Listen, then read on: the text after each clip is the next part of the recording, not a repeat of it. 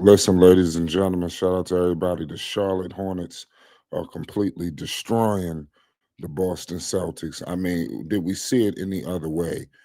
This is a new, improved Charlotte Hornets team. Right now, the score is 82 to 58.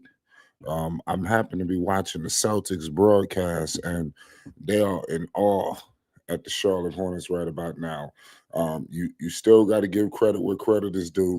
This is the Boston Celtics, so this game is far from over.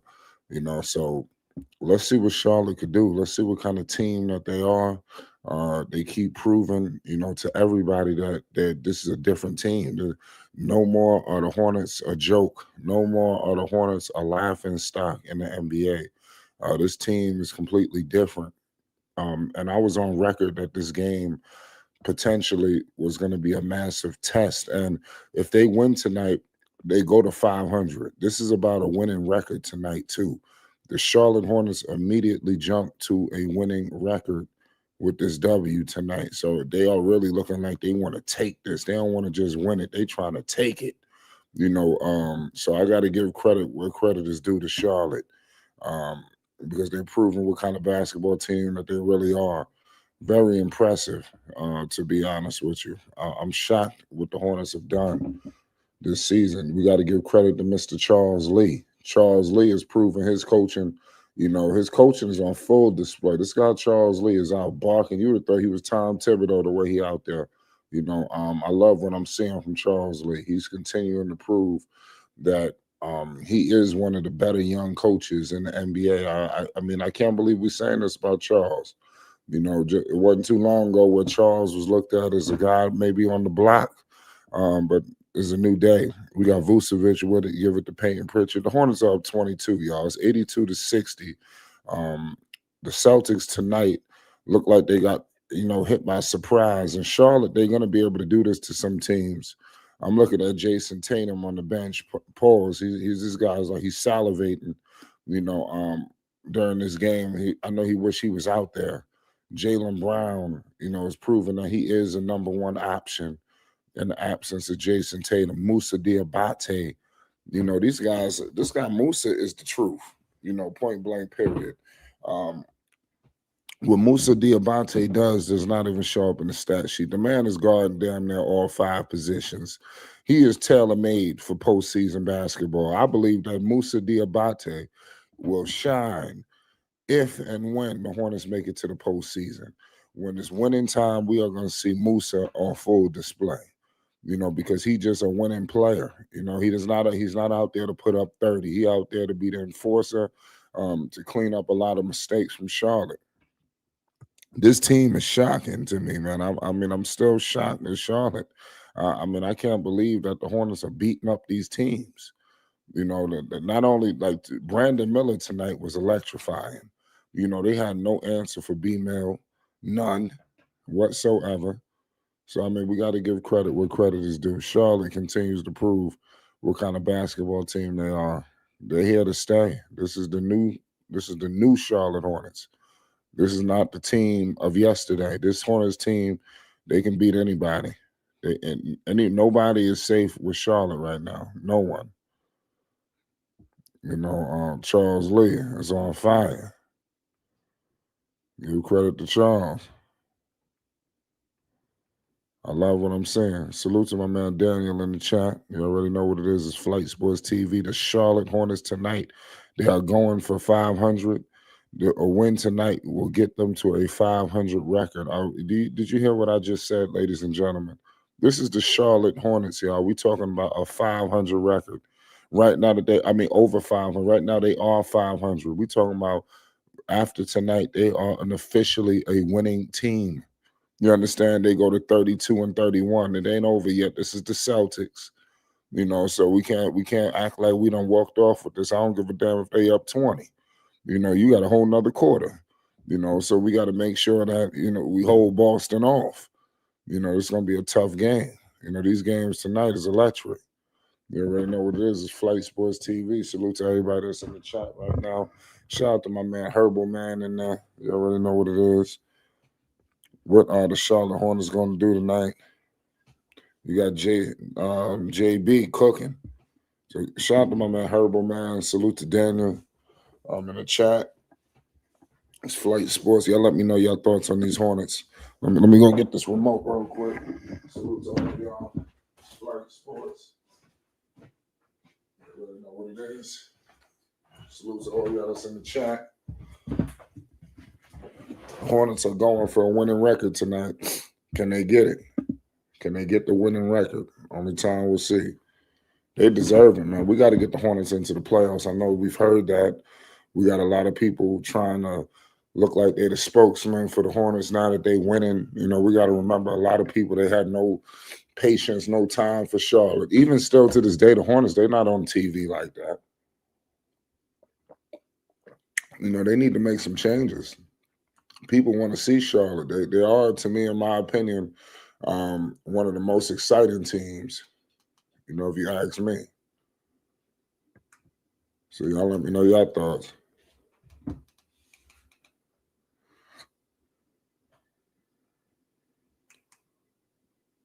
Shout out to all y'all that's in the chat right now. You already know it's Flight Sports. What are the Hornets going to do tonight?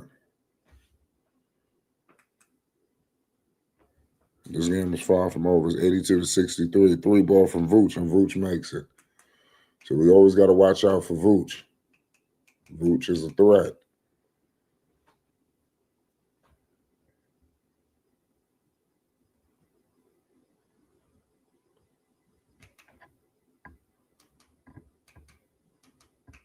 Shout out to all y'all.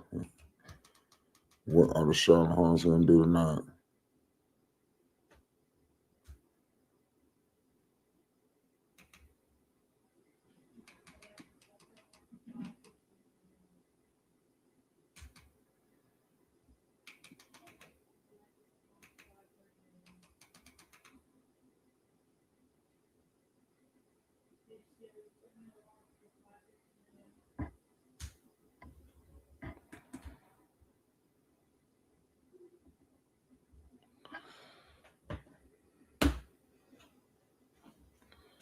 It's 82-66. 85-66. Khan could nipple tonight, too. I mean, this guy, he's the rookie of the year, man. I don't understand how it's even a race.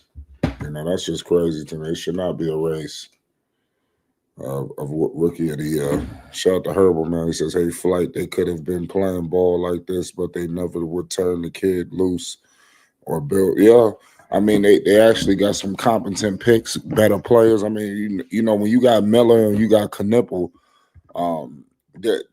there was no other draft. The Hornets never drafted that well. You know, you're talking about some of the people that he was playing with prior to that. You know, like people that's not even in the NBA no more. What the hell is what's up with Book Night? Remember they was giving Book Night a chance. It was some other people too. I don't forgot their names. There's so many people. They was just interchanging no names. Like I said, I forgot all of the names that it was. But they draft picks was just terrible. But now look at these picks. These picks are surefire picks. These are rotational players that's out here making an impact. The Hornets wasn't drafting like this. So you got Kalkbrenner. You know, the Hornets needed a center, though, even though I knew over the offseason that Musa was solid for them. I knew that. I didn't need nobody to tell me, you know, that was going on. But it is what it is at the end of the day. You know, we'll see.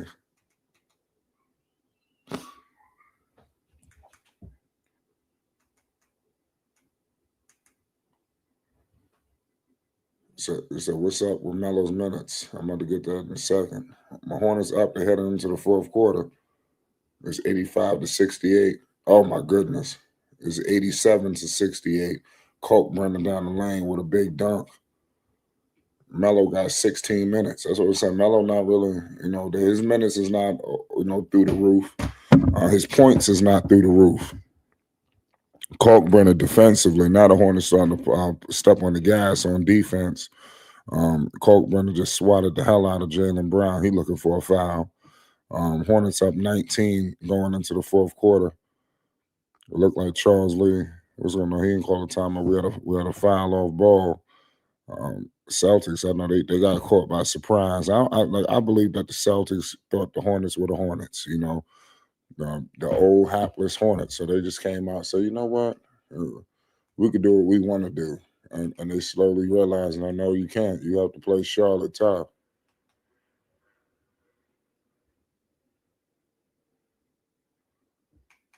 It's 88-68.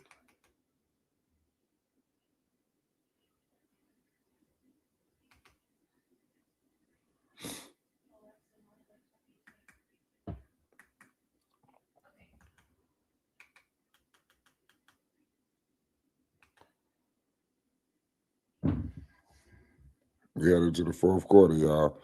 Y'all let me know your thoughts on Charlotte coming out here and just walking shit down. I mean, I'm shocked at Charlotte being able to do this. To be honest with you, I really am.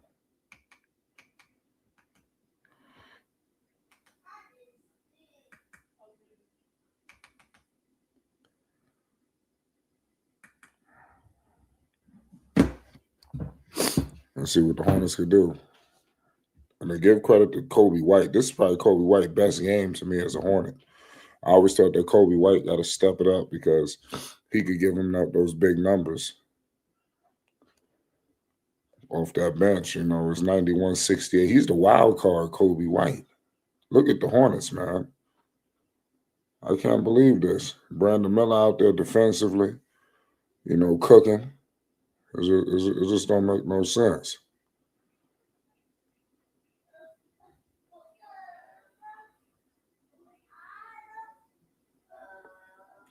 Y'all let me know your thoughts on it. It says just they brought the big belt now. You know, listen, I don't blame you.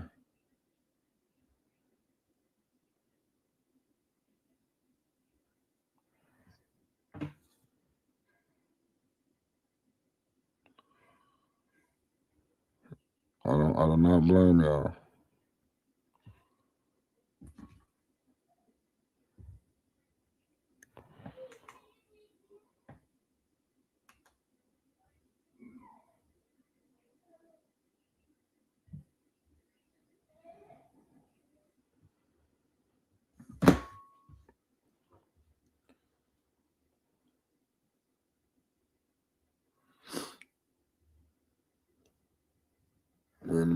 So Miller is the guy.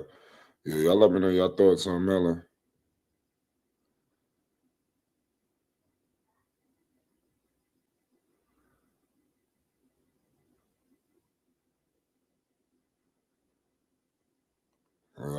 Man, Miller gonna be a threat in the playoffs, though. I think they're gonna have a hard time defending Brandon Miller, in my humble opinion.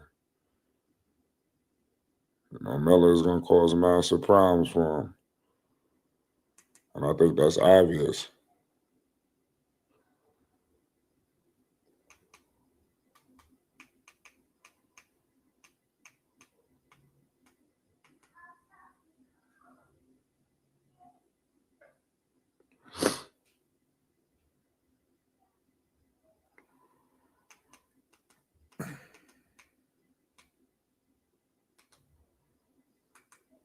Let me know your thoughts on Charlotte.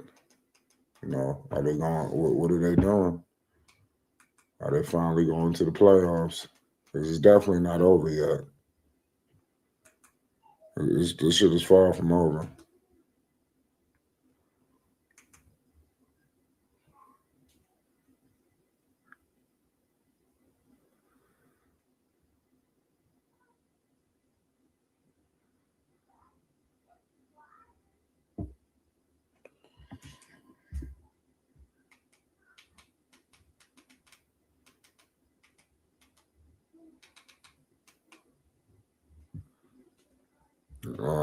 He says, I believe this is Lamelo. Yeah, I agree with that.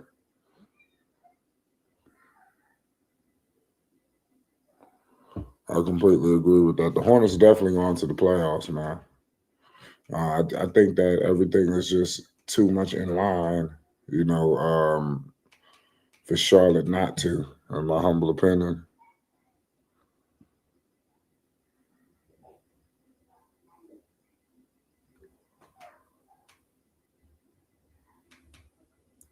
It's too much. It's way too much. Charlotte gotta get there. In my humble opinion, they're gonna be a problem when they get there.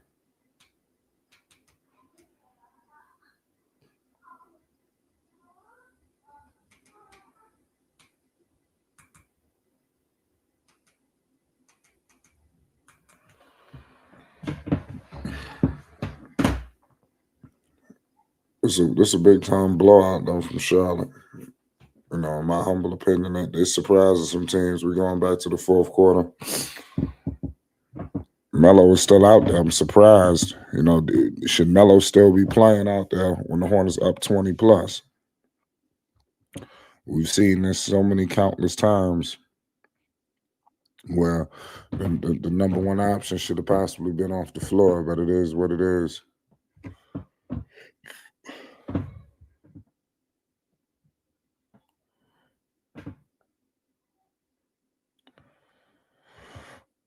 It's 93 to 71. Who will prevail?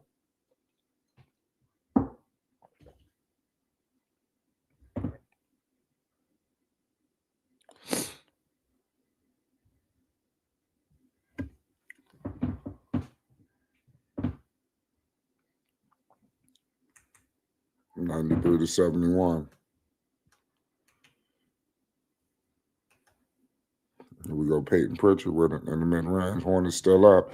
At some point, if they keep, putting it on them, Brandon Miller. Oh, Brandon Miller out here soaring, through the lane, just dunking on everything. I'm telling you, Melo might, be the face of this shit, but we know what's going on.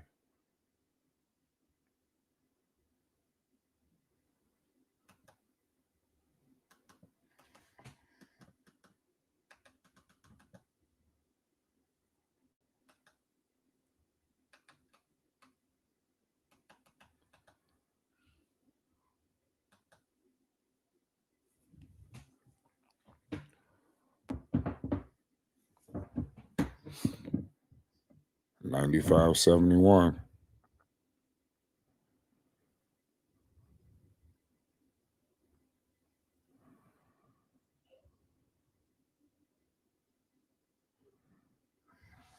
Shout out to Rap Guy Reloaded. The Hornets are killing the Boston Celtics. It's 95-73.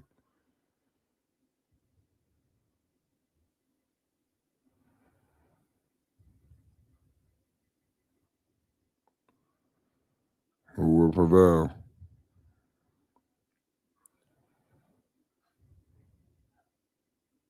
Shout out Hoop Jargon in the chat.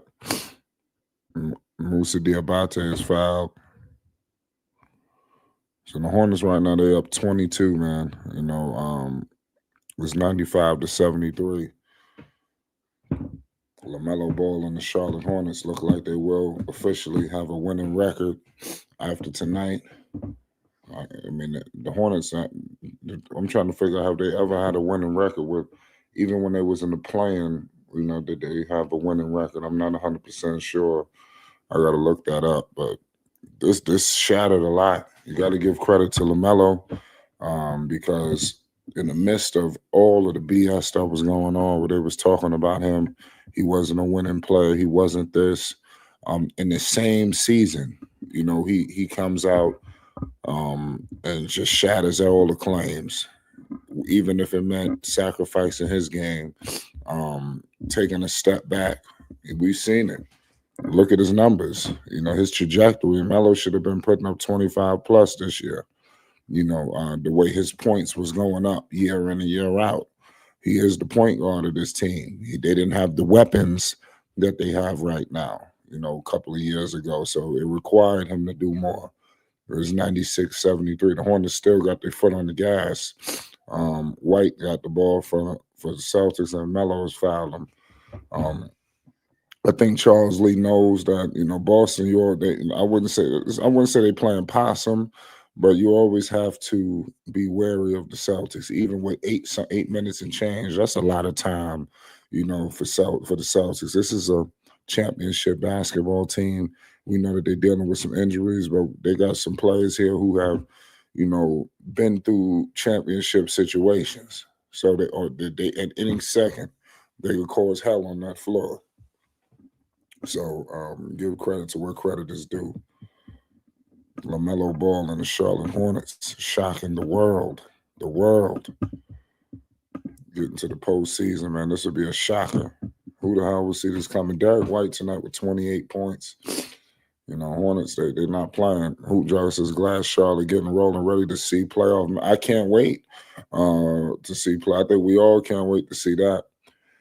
It's not 100% secure, but they are looking like they're in the driver's seat. It's looking like it's just they're going to be set up to beat anybody anywhere. This is going to be a hard team to beat. And that goes for all of them. Miami will probably be the only team I would look at and be, a little cautious. But everybody else, Orlando could be tough. They got weapons. But Charlotte right now is just they playing with magic. It's something to be said. And if everybody continues to stay healthy, I mean, they're gonna punch their ticket to the postseason. And something tells me it's gonna be Charlotte versus Detroit. Now, I don't want to talk too soon. But Charlotte versus the Celtics, I like their chances. And I said this a while ago, not too long ago, maybe about a few streams ago. I know people probably thought the shit was a joke, but I said I like the chances against the Celtics in the playoffs, especially if Tatum don't come back. I heard his reports that Tatum could possibly be coming back this season. That changes everything. I think that everybody need to be cautious if Tatum is coming back, because nobody's looking at the Celtics as a true threat in the East, even though they having a good season and they this and they that. Nobody's looking at them as like, man, they could get to the finals. But they bring back Jason Tatum, you're gonna have to put them in that situation, and they could change the game for this East. A lot of people think is the Pistons and the Knicks conference to lose, but look out for the Celtics if they get Tatum. But I like the Hornets' chances in the first round if they were to match up against Boston, 2 versus 7. I mean, I don't know how they're gonna get the 7, but Detroit is gonna be a tough outing for anybody, even the Hornets. But I think that's gonna be the most entertaining series. I think that if the Hornets get to the playoffs, that's gonna be very exciting. People gonna want to see them, and going up against Detroit, that's going to be a heavyweight match because you already got the situation with Musa and Jalen Duren, Melo versus Cade. I mean, this thing could just get berserk. So let's see what happens. It's 7:59 remaining in the fourth quarter. The Hornets look like they are just going to eventually, pull out on this. Pause. They're going to win this game. So I think that's official. Give credit to them. For coming out and getting the job done. Shout out to all y'all that's in the chat. You already know what it is. It's Flight Sports TV. What are these Hornets gonna do? That's a good question.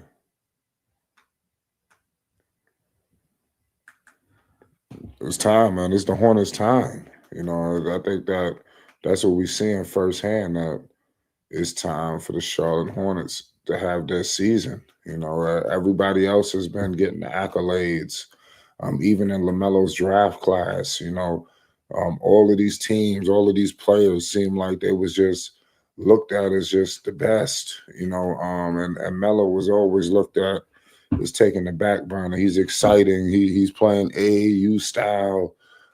These are the things that they were saying.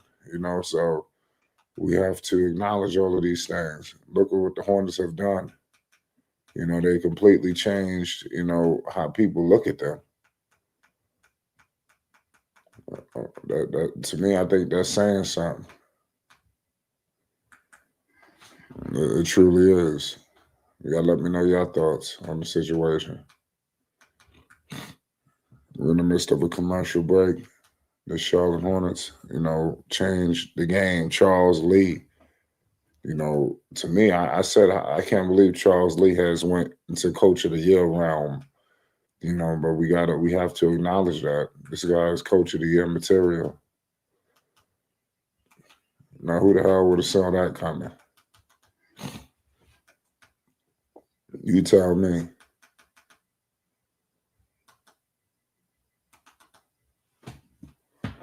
You taught me that. Hoop Jargon. Shout out to my man Hoop Jargon that rolled in here. Shout out to my man Rap Guy Reloaded. You already know what it is. Shout out to Yesha. Shout out to Mohamed. You already know Herbal Man. Daniel. Salute to all y'all that's in the chat rocking with Flight Sports. This game has been pretty exciting. You know, both teams playing well. I believe the Celtics got punched in the face. You know, Charlotte came at them a little bit. Charlotte been shocking a lot of different teams. I remember it was a couple years ago, Tatum had a lot of things to say about Charlotte. Charlotte was always the team looked at as, you know, we could fool around with them or we could beat them down. But that's slowly coming to an end, and you're going to have to step your game up going up against Charlotte. Charlotte is not a team that you can just walk over, and that's what we see on firsthand. Yeah, let me know your thoughts on this in the chat. Are the Hornets going to the playoffs? Brandon Miller tonight, electrifying. He made some plays to have me on the edge of my seat. You know, so it's showing me what kind of play he's going to. This guy just soaring through. He just can't be stopped. It doesn't seem like it's a defense that could stop him. You know, so give him props right there. There's no defense that can slow this guy down right now. Salute to all y'all that's in the building. You already know what it is. It's Flight Sports TV. What are the Charlotte Hornets going to do? It's 101-77.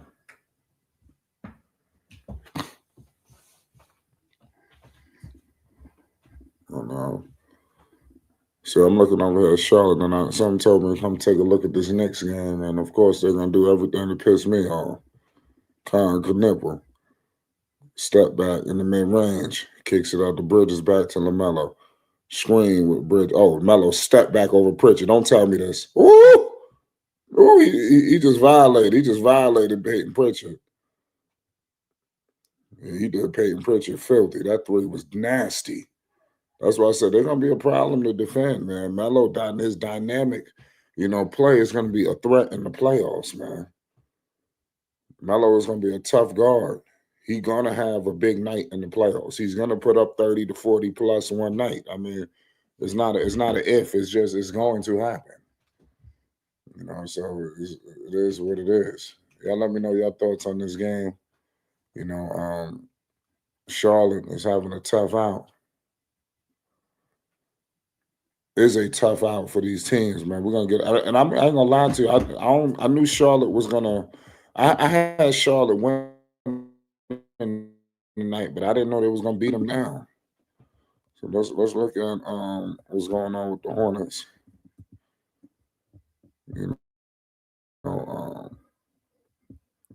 Let's look at their schedule.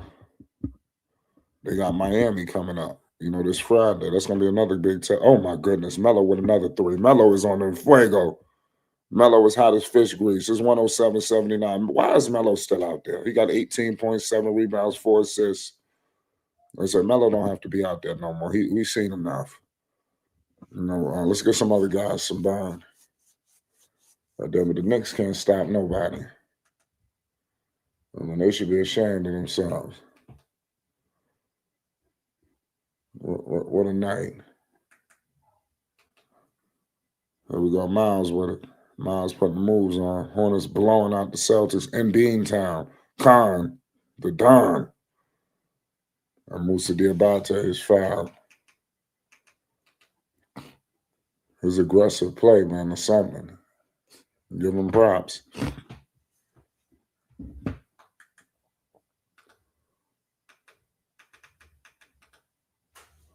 $107.81.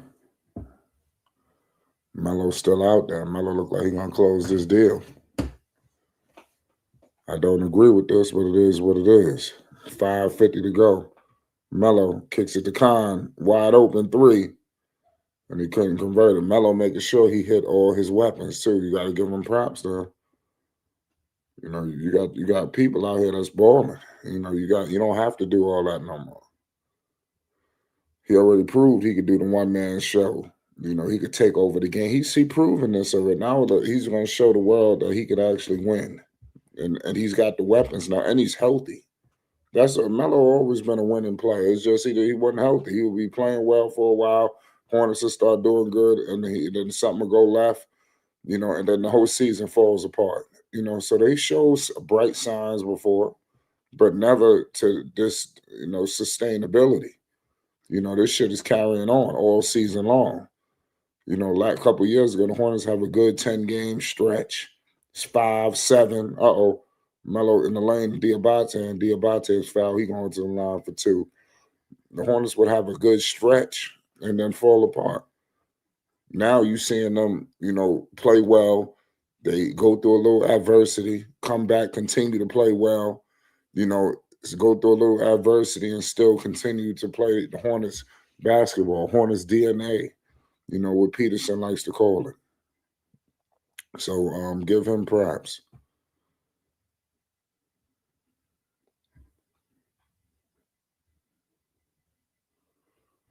108, 108.83, 4:54 to go. Musa, free throws, big time free throws, 109.83.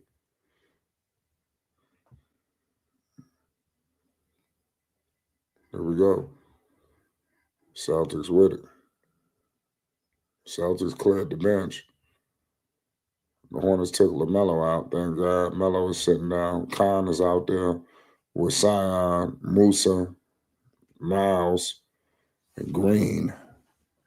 So I like how he's moving his players around Charles. Everybody's getting burned. Everybody's playing. So that's a sight to see. Salute to all y'all in the building, man. The Charlotte Hornets have changed their season around. LaMelo Ball looks playoff bound.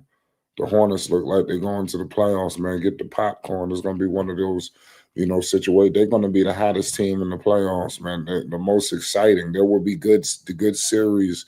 There will be good teams, but the most exciting team will be Charlotte because they got LaMelo, they got Khan, they got all these weapons all over, and a lot of people haven't seen them.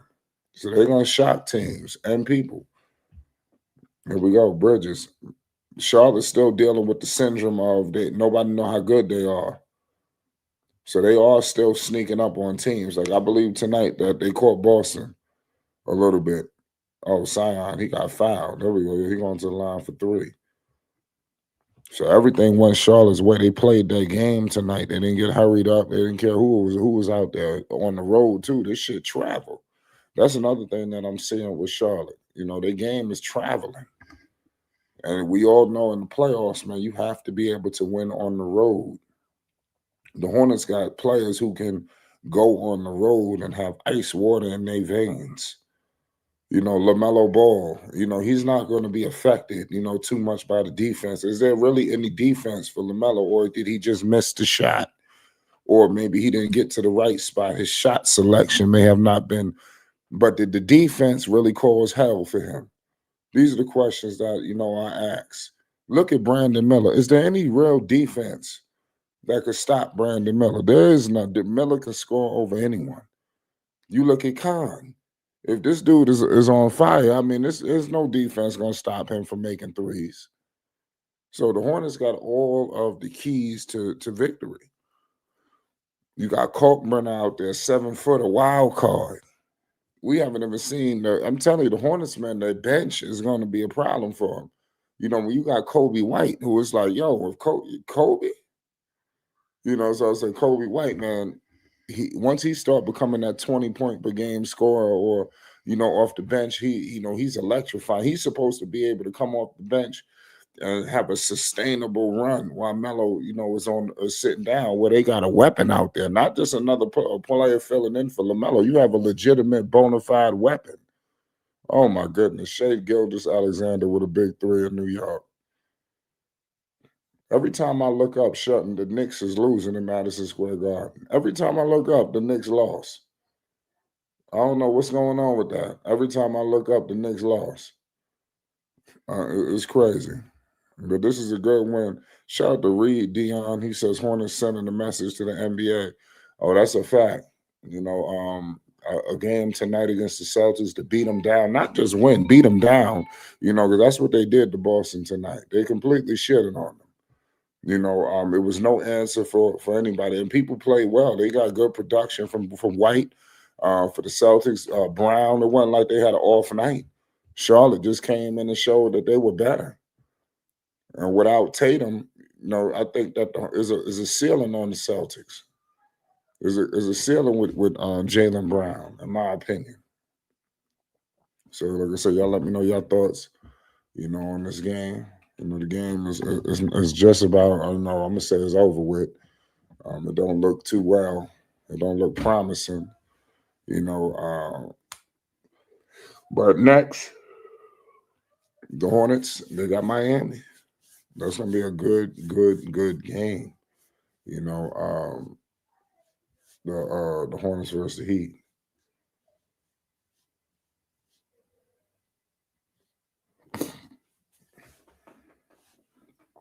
Crazy game going on right now.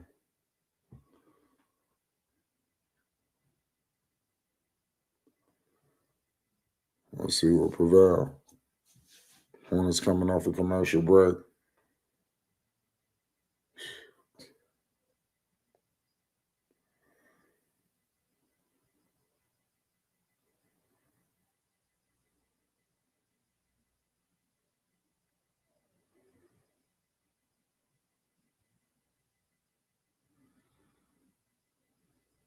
It was 112.85.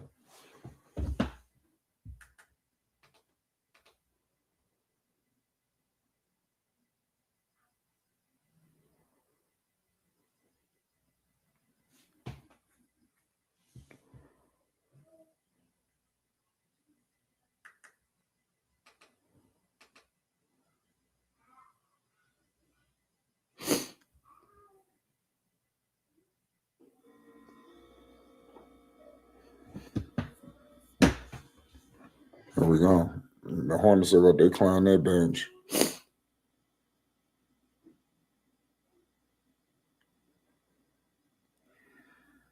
Trey Mann out there. So the Hornets still got weapons even deep into the bench. And it's good that they letting Connaughton play. When they made some moves early on, it opened up some burn for Connaughton. Connaughton never was playing. Man, the Knicks should be ashamed of themselves. The way that they played tonight. They ain't gonna do shit.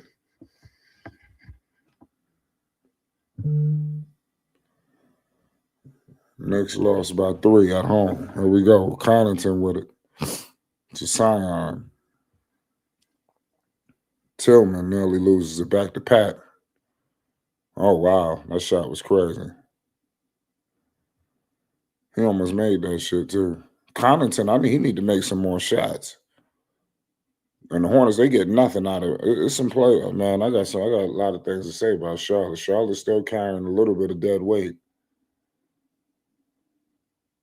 Man, the Knicks should be ashamed of themselves. They had every opportunity to win. They couldn't hit that shot at the last second. All these people making all this damn money, and they can't seal the deal at the last second. Multiple opportunities, to tie the game. They couldn't hit the fucking shot.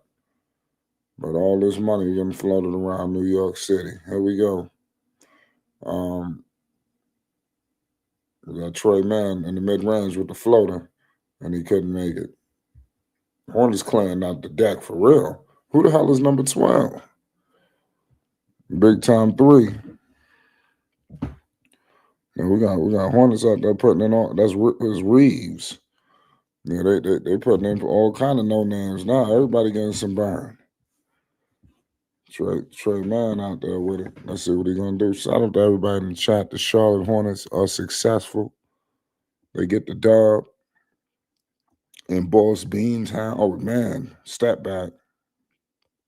He's a wild card too. I want to see more. We're gonna need more from him in the playoffs.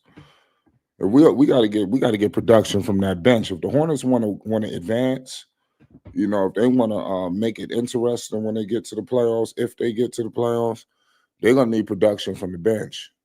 God damn it, Jason Tatum. You telling me Brunson had an opportunity to win it, and then OG Anunoby had an opportunity to tie it, and none of them could get it done.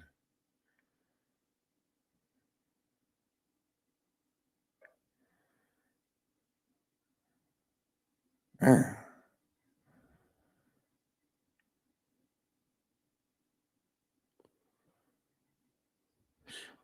Sion James with it. Screen with Tillman. To Pat for 3. Water. Pat Connaughton. That's why I said I'm happy he getting some production. And this guy, he's a winner. You know, Connaughton is going to pay dividends in the playoffs. He's going to give them good minutes. You need a dude like that on the floor in playoff situations. He's going to be able to he's going to do the right things. He's going to do something. I'm telling you, people like Connaughton is going to do something where it's going to be like, damn, I'm so happy we had this guy out there. You know, we need people like that. He's like the only guy who got any playoff experience. Who else is on this bench? Kobe White, to a degree. But you got to get people here who know what they're doing. We got to get people that know what they're doing. Give credit to the Hornets, man. They're about to seal this deal. It's 118-89. You know, the Celtics, they look lost tonight completely. That's crazy. Completely lost.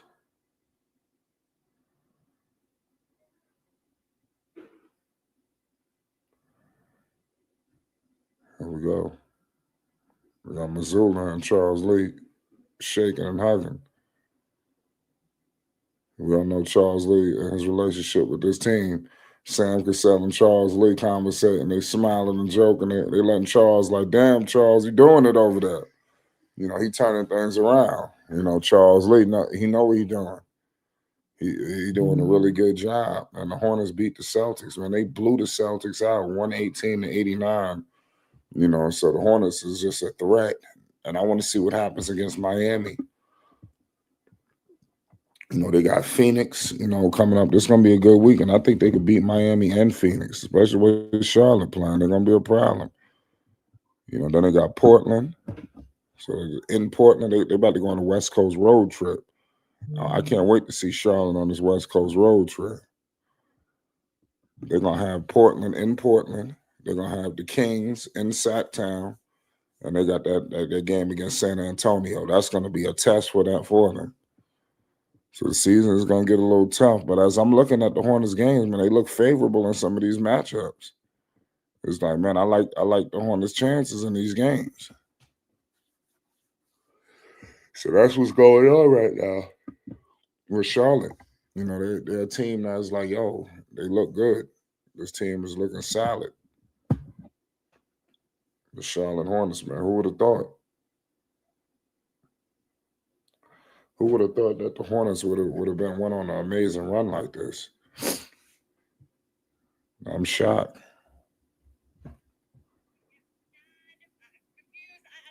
What is the emotion when you beat the number 2 team in the East on their own court? I think just it's always a good win. On a tough crowd. I think we just came out with the mindset of just executing everything.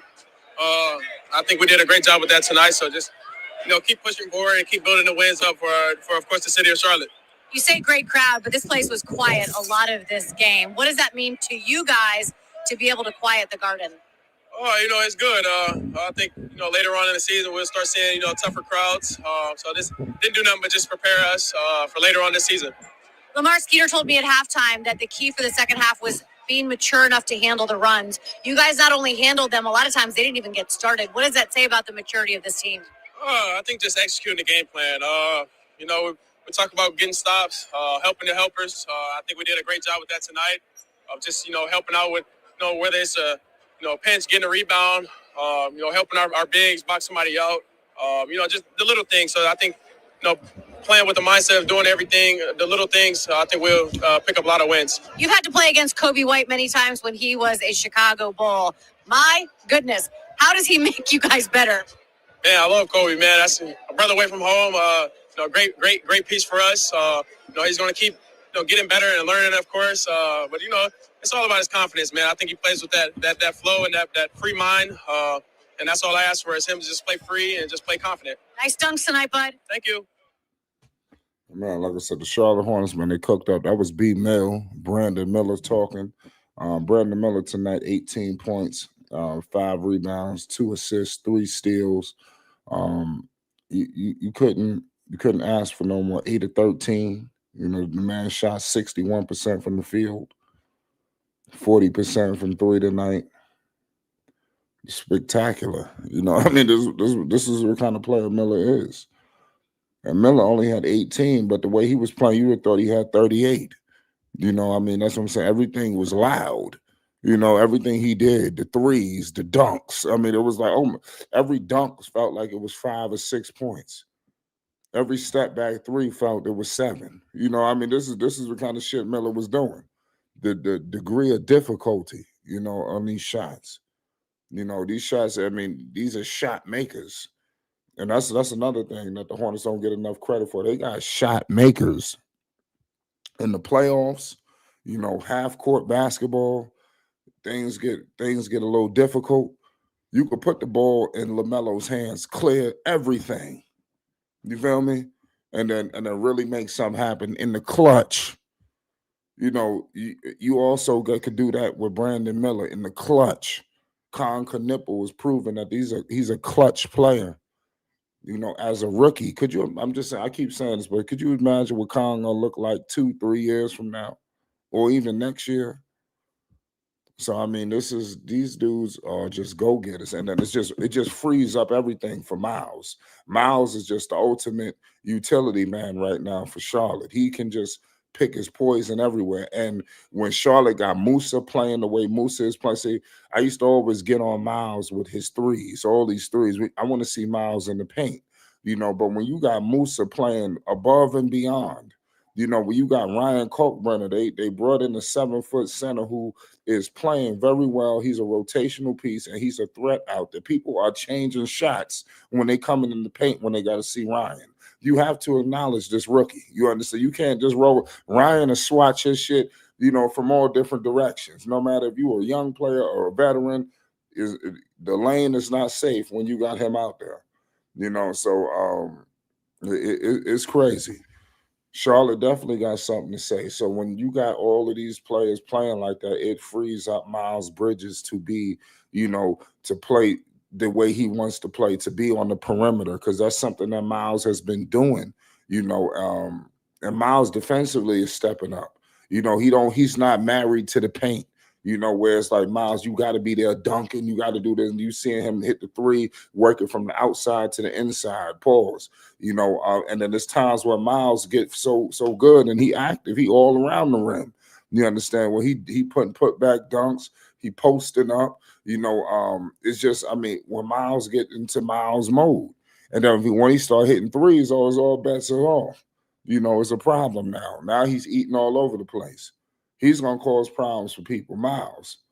And like I said, shout out to Will for Real 777. Bringing up Miles' defense. Because that's gonna be big time for him. He's the enforcer for this team. Will for Real 777 says Kobe White is the generation's Lou Williams. Jamal Crawford. Let's see what happens. I think I like the kid out of Milwaukee who just went to Milwaukee, Cam Thomas. He was with the Nets. I think that he's like that too. If he stay a little bit more consistent. Kobe White, I'm not sure. He never made the All-Star team, I don't think. I got to double check. But definitely a nice profile name playing for the Bulls. So let's see what happens. Nate says, we need the Bucks to beat the Hawks. Yes, we need to look at that score. I actually have the Bucks winning tonight. Giannis is back. And so when you got Giannis back, that's going to cause problems.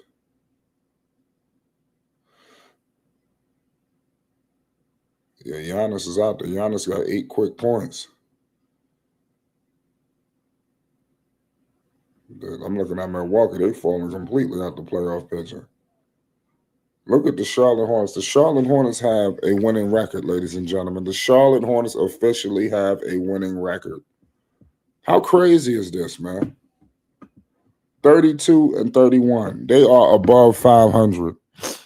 The Charlotte Hornets have a better record than a lot of teams right now. Yeah, hell, they got a better record than the Clippers. You know, they got a better record than a lot of teams, man. Portland, they got a better record than teams in the goddamn West. And if teams don't, well, good thing the Sixers won tonight because you got Charlotte creeping up on them. The Sixers 33 and 28. You needed them to lose. We could have used that win tonight. Come on, Utah couldn't secure the win for us. We need some help. We're gonna need help from all these different teams. I'm telling you, see, I'm looking at shit differently. Just like my man in the chat just said, we need Atlanta to lose. We got to root for Milwaukee tonight. We need Milwaukee to just continue to create separation. And let's look at tomorrow's schedule. Hold on, let me look at the standings. The standings is crazy. Like I said, the Bulls is starting to flop off a little bit. The only team I would say that could possibly be a threat is Milwaukee. They're the only team I think who ain't officially punt, even though it's looking nasty. But you don't bring Giannis back for nothing, so I'm watching that. Shout out to all y'all that's in the building. You already know what it is, Flight Sports TV. The Charlotte Hornets shocked everybody tonight by destroying, the Boston Celtics. This is a former championship team. And look what they have done. The Hornets right now, 32 and 31. The stats, we all know Melo tonight, 18 points, 4 threes. Miller, 18 points. Connaughton, 4 threes, 20 points. Miles tonight with 9 points. Musa with 9 and 9. See, that's crazy. 9 points, 9 rebounds. He just doing all the dirty work. Now if we look at the standings, like I said, the Hornets look like they're gonna make it to the play-in at the very least. I'm telling you, if you the Sixers and you Orlando, you better keep picking it up. Philly know damn well they have to. Philly, man, we need Philly to start falling off. We could use some losses out of Philly. Who Philly play next? Because Philly just keep holding on. I don't know what's going on with Philly. They should have been flopped. Philly just keep hanging in there. The Sixers, man. I be feeling like the NBA playing for them. Then the Sixers don't play until when? Sunday?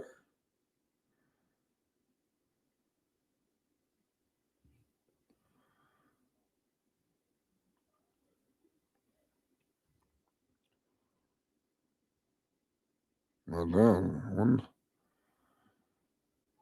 the 76ers look like they about to get some time off. The next time the Sixers play is on a Monday? What's up with their schedule? That's why I said they be giving these teams a break.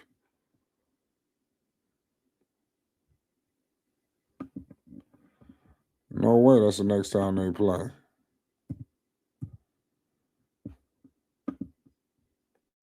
We need some help. Threes. Really loves that ball in his hand when the game's on the line. That quarter comes to an end. Consummate pro, makes good plays with it. Kobe White, the all-time leading scorer in high school history in North Carolina history, and he did what he did tonight in 19 minutes. Shout out to the Kobe White again, man. Kobe White today. Like I said, this is probably his best game as a Hornet. 17 points, 6 and 9 from the field, 2 threes. They're gonna need him. He got to get in the party with these Hornets, man. The Hornets, they playing so well. He got to join that party. I know he feel the energy. There's something magical going on with Charlotte. When he got traded to the Hornets, he probably was like, man, you don't know what kind of team he was coming to. But no, this is a good team for him. Clearly he fits what's going on. He fits everybody. That was a big pickup for Charlotte to get Kobe White. Bought him kind of cheap, in my opinion. They got him cheap, just to get Colin Sexton. Sometimes they just want to get up off of Kobe White. But the next time Philly play is Saturday against Atlanta, in Atlanta. Can Atlanta hold it down and beat them? But that's what we need. If the Hornets continue, I'll tell you what, the Hornets keep doing what they're doing, they're going to put pressure on that 6th seed. At the very least, give yourself 2 opportunities in the play-in. If you don't get into that 6th seed, you got to secure 2 opportunities in the play-in. That's a given. You cannot, afford to be in a 1-game elimination situation and then possibly have home court. That need to be the goal.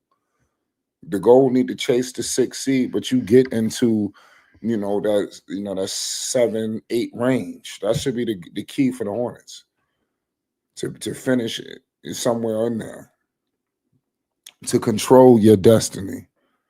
Because despite them making it, to 9 or 10, they still don't control their destiny. Anything can go wrong. I mean, they just don't. At least you may have home court advantage. That's always need to be the goal. The way the Hornets are playing, even though they've proven that they can win on the road, this shit travels. I told you that. They stepping up their defense. They can win anywhere, any location. I want to see the Hornets versus the Detroit Pistons in the in the first round. Now, we all know Detroit to be favorite, but I think that's irrelevant. The Hornets need to get to the playoffs. You can't skip steps. We are looking at a future perennial playoff team. Melo's going to be in Charlotte for a while. A lot of things, it was a lot of moving parts. I know that I wanted to see this because, I didn't know what was going on. Nobody's seen this trajectory. The Hornets started off awful. This season it started off like, oh, here we go again. And somewhere down the line they changed it. They got on track. You start to look at the season. If they didn't start off like this, the Hornets should have been a top 5 seed in the Eastern Conference. This is something that we need to be looking at into next year, that we are looking at a potential top 5 seed in the East. They're going to make moves. I believe there's some other moves to be made for Charlotte in the offseason. There will be people wanting to come here, especially if they have a good outing in the playoffs. This team is electric, is exciting. The ball is moving. They rock stars. I'm telling you. When you think of Lamelo, Miller, Khan, I think this is a trio of stars yet to really, to really see the blueprint of the NBA, in my opinion. I think that these guys right here are rock stars. Seriously. I think the NBA really need to tap in to the star power for Charlotte, because we think about the future of the league. Who's going to be the face? We got a lot of our veteran players, LeBron, Steph. We don't know how long they're going to be around. They need to embrace what's going on in Charlotte, because you got a lot of young players that you could build around. You could put in a situation. Let's hear Charles Lee speak. It's Flight Sports. Tested your guys tonight. The travel, the back-to-back, this location, not playing the Celtics this season. What do you think, and what makes you most proud about the way that they passed those tests? I think they did a great job of controlling what they could control, embracing a little bit travel adversity, and just focusing on the things, again, that we could control, which was going to be our competitiveness, our ability to focus and communicate throughout the game, to respond to some of the runs that they went on, and then ultimately do it all together. And that's what I think our group did throughout the whole night. 6-game win streak, 4 of those you held the opponent under 100. What kind of song is that to your ears? Yeah, no, I love it. And I think it just shows too, like tonight you went all 4 quarters. And so the ability to be consistent throughout a whole game is really good. There's a couple patches there where you wish you're not fouling and allowing the team to get to the free throw line or stopping the clock. But I think overall our guys did a good job again of just responding. We went to multiple coverages, and I think that in those coverages they executed it really well and committed to the game plan. So I'm proud of the whole group. How does Kobe White elevate things when he's out there on the court? Yeah, we have a very deep team, and obviously, as a coach, I trust every person that goes out there on the court. I wouldn't put him in, but it is something about when you have a guy like that that's battle tested, been through a ton of experiences, is a high level thinker and basketball player. You feel comfortable putting the ball in his hands at times, especially at the end of those quarters when you want to make sure you're getting a shot up at the right time, or you need a clutch bucket. It's nice to have another ball handler and creator out there with Brandon, Kahn, Miles, and Melo as well. So he adds a lot to our environment and to our product on the court. All right, it's a you question. You have won a lot of games in this arena, but of course you were sitting on the other bench. What was it like for you to win tonight as a head coach as a visiting team? Yeah, it was nice for me, but it's way more about those guys and how they play and all the hard work that they put in. And I'm happy for them to be able to experience this victory against a good team in the NBA. Happy for all of you. Yes, thank you, Shannon. Back to you. Yeah, you already know what it is. It's Flight Sports. That was our head coach, Charles Lee. This is a 10 straight road win for the Hornets, franchise record. 6-game overall win streak, longest active streak in the NBA. 9-4 in second game of back-to-backs. 15-2 when holding opponents to 100 points or less. So this is what the Charlotte Hornets are bringing to the table this season. Remember, they was on a 9-game win streak, if I'm not mistaken. We went to 9. Detroit came and smashed them. Then I would say they smashed them, but they just shattered the streak. We had, mind you, they ended the streak, but you had players who got ejected and all kind of shit, and the Hornets still made it a game at the end, where it was on pins and needles. So could you imagine if they would have had everybody there, they probably would have beat Detroit. So that game, I think that against Detroit in the play, if Detroit don't put their foot on the gas on Charlotte, those games are going to be close every fourth quarter. And from there, it's going to be like, okay, what is Melo, Bridges, Kahn going to do? They got shot makers. They got Cade over there. We know Duran, his aggressiveness. Musa going to be right there ready to meet him. So this thing is going to be a movie. I think the NBA, I think that's just the matchup that's going to happen, just the way you look at the standings. Unless the Hornets make it to that second seed. Because Pistons don't really fear me. No, that's what I'm saying. They don't. I think that match styles make fights. The Pistons is a problem for the Knicks. You understand? I mean, you can't put that same pressure on everybody else. The Pistons really only step on New York. Other teams, they might roll it. We got a chance. But they really want the Knicks. So it's a crazy situation. Rap got reloaded, man. Shout out to Nate J 84 in the chat. The Charlotte Hornets continue to win. It is what it is. This is the beginning, of a perennial playoff threat in the Eastern Conference. That's what we're seeing right now. All of the inklings of a perennial playoff threat. When they get there, they're going to be a massive force. Massive. Shout out to all the Hornets fans around the world that didn't fall off, didn't quiver, when things got tough. I wasn't too enthusiastic this early on in the year when things was getting nasty because we've seen it before, so I didn't want to go forward with another year of a team that didn't care. But they had surprised me. Charles Lee surprised me because prior to that initial 9-game win streak, Peterson was rolling up his sleeves. They was about to start making moves. I don't think people understand how close people was on their way out to being out the door in Charlotte. The way that they was playing. Melo was coming off the bench. This shit was nasty. You don't even hear about that shit no more. All the things they was doing. Were they doing this to get other players involved or to enforce to Lamelo that you don't have to play your old style of gunning every time and putting up the most points. You don't have to be the leading scorer, for the team Hornets to be most successful. And I think that's what Charlotte is, or what Lamelo is finding out with his team. You have reliable teammates now.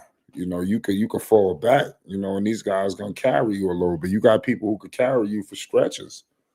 You got Khan out there. You got Miller.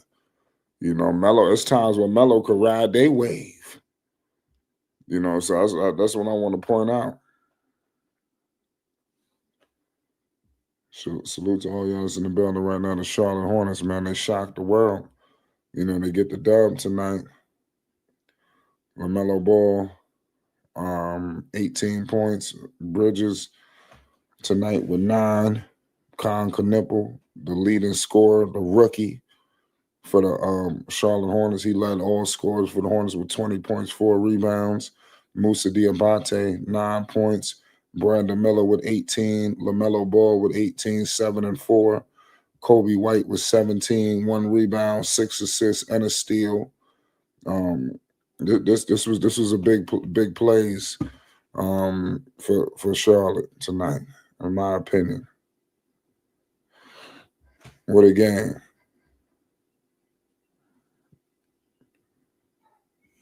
Nimi came out early in the first quarter. They were looking at his knee. Yeah. Do you know what happened on that? How is he? No, he's good. That's why he just came out, checked on, and then he was good to go from there. Yeah. Last question, Noah. Joe, not to hammer home on the missed layups, but Joe when you see Mazzulla. that, how much of that is the wrong read? And is it to you, like, I know there were some that kind of rimmed out, but is that to you, like, the worst thing that can happen offensively is the wrong read being a missed layup? Live ball turnover, I think, is number one. We had a few of those, but yeah, it's not anything. It wasn't good or bad. It just is what it is. We didn't make them. And I think that was the tale of the first half, is where they capitalized on our missed possessions and got out in transition, because of that. So, and that's just execution. It's not like, we chose to do that. So, yeah, I thought we made really good reads. I thought we played, from a process standpoint, relatively good offense. We didn't get the result that we wanted. I thought Charlotte took advantage of that on their offensive end, and I think their team defense is good as well. Thanks. Shout out to Joe Mazzulla, giving credit where the Hornets, where they deserve. The Charlotte Hornets, man, they played well tonight. They are proving that they're going to be a problem for everybody. So I love that. I love what I'm seeing from the Charlotte Hornets. Continue to keep going on.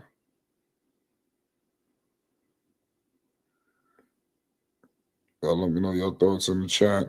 What are the Charlotte Hornets going to do when they get to possibly the play-in, the playoffs? Talk to me. Let me know your thoughts. It's Flight Sports TV. LaMelo Ball, NB1, the one of one, proving what kind of player he is. They tried to say he wasn't a winner, y'all. That's what they said. He wasn't a winner. He wasn't this. This is what they said. They lied. They tried to bamboozle sports fans around the world that the Charlotte Hornets and LaMelo was some kind of joke. I don't think that was right. I don't think that was fair. So give credit where credit is due. The Hornets continue to win. They got a lot of good people, and Melo don't always got to be. Melo don't. I ain't gonna say he don't talk to the media, but he don't have to be the figurehead of the media either. There's times where you could put anybody. You could put, of course, Charles Lee. He seems to be the vocal guy for the Hornets. He's gonna take the podium and represent them. And clearly he's lockstep with Peterson and company and ownership, and especially now. They got nothing but faith with Charles, and that was their pick. So you got Peterson chose this guy. So everything is coming into fruition. Peterson, the ownership, everything that these guys are doing.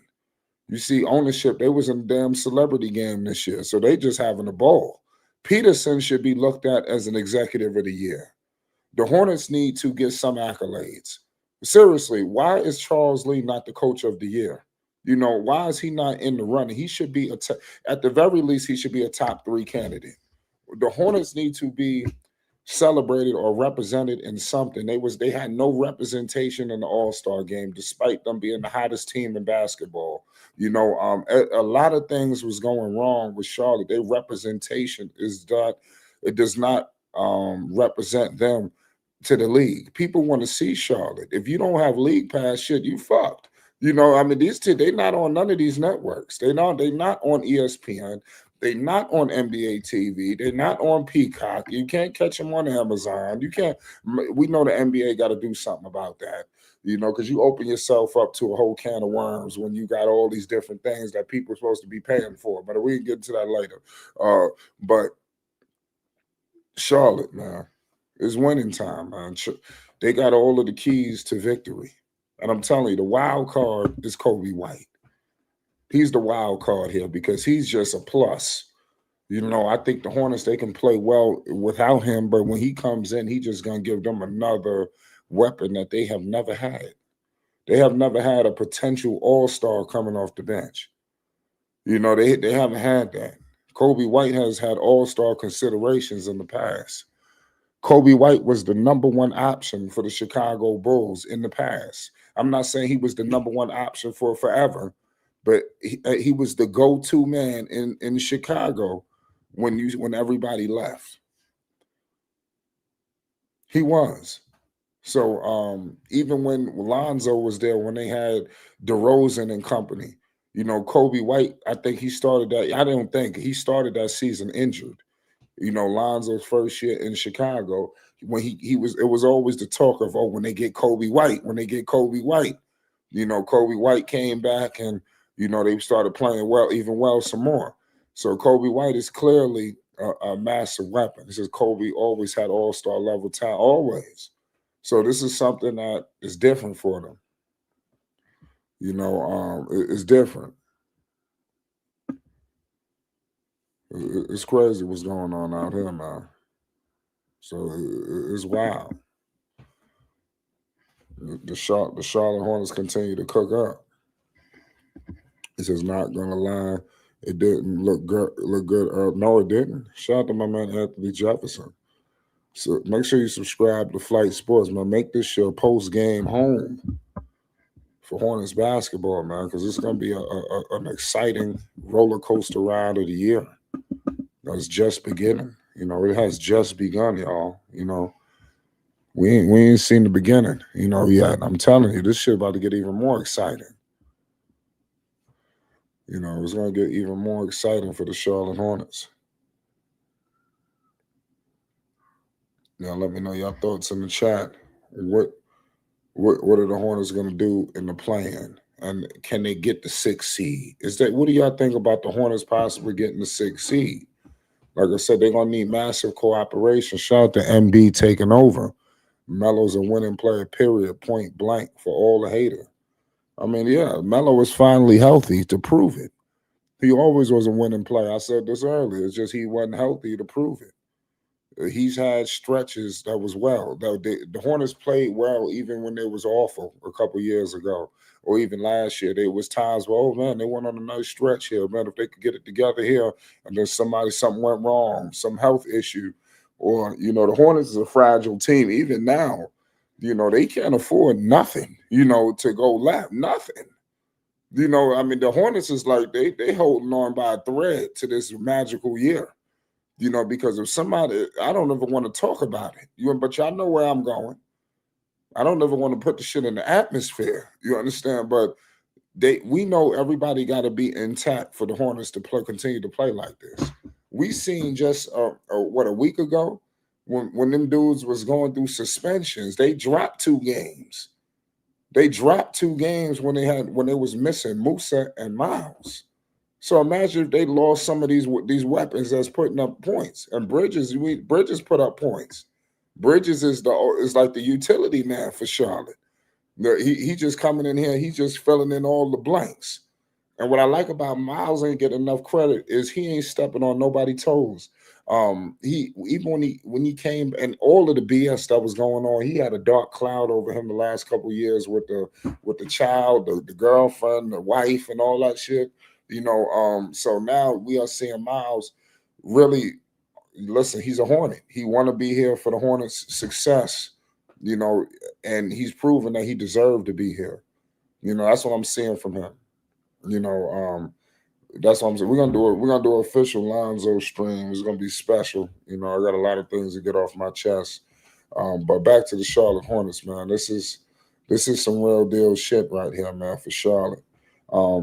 You got weaponry coming off the bench. They still got some young players that I'm still scratching my head about.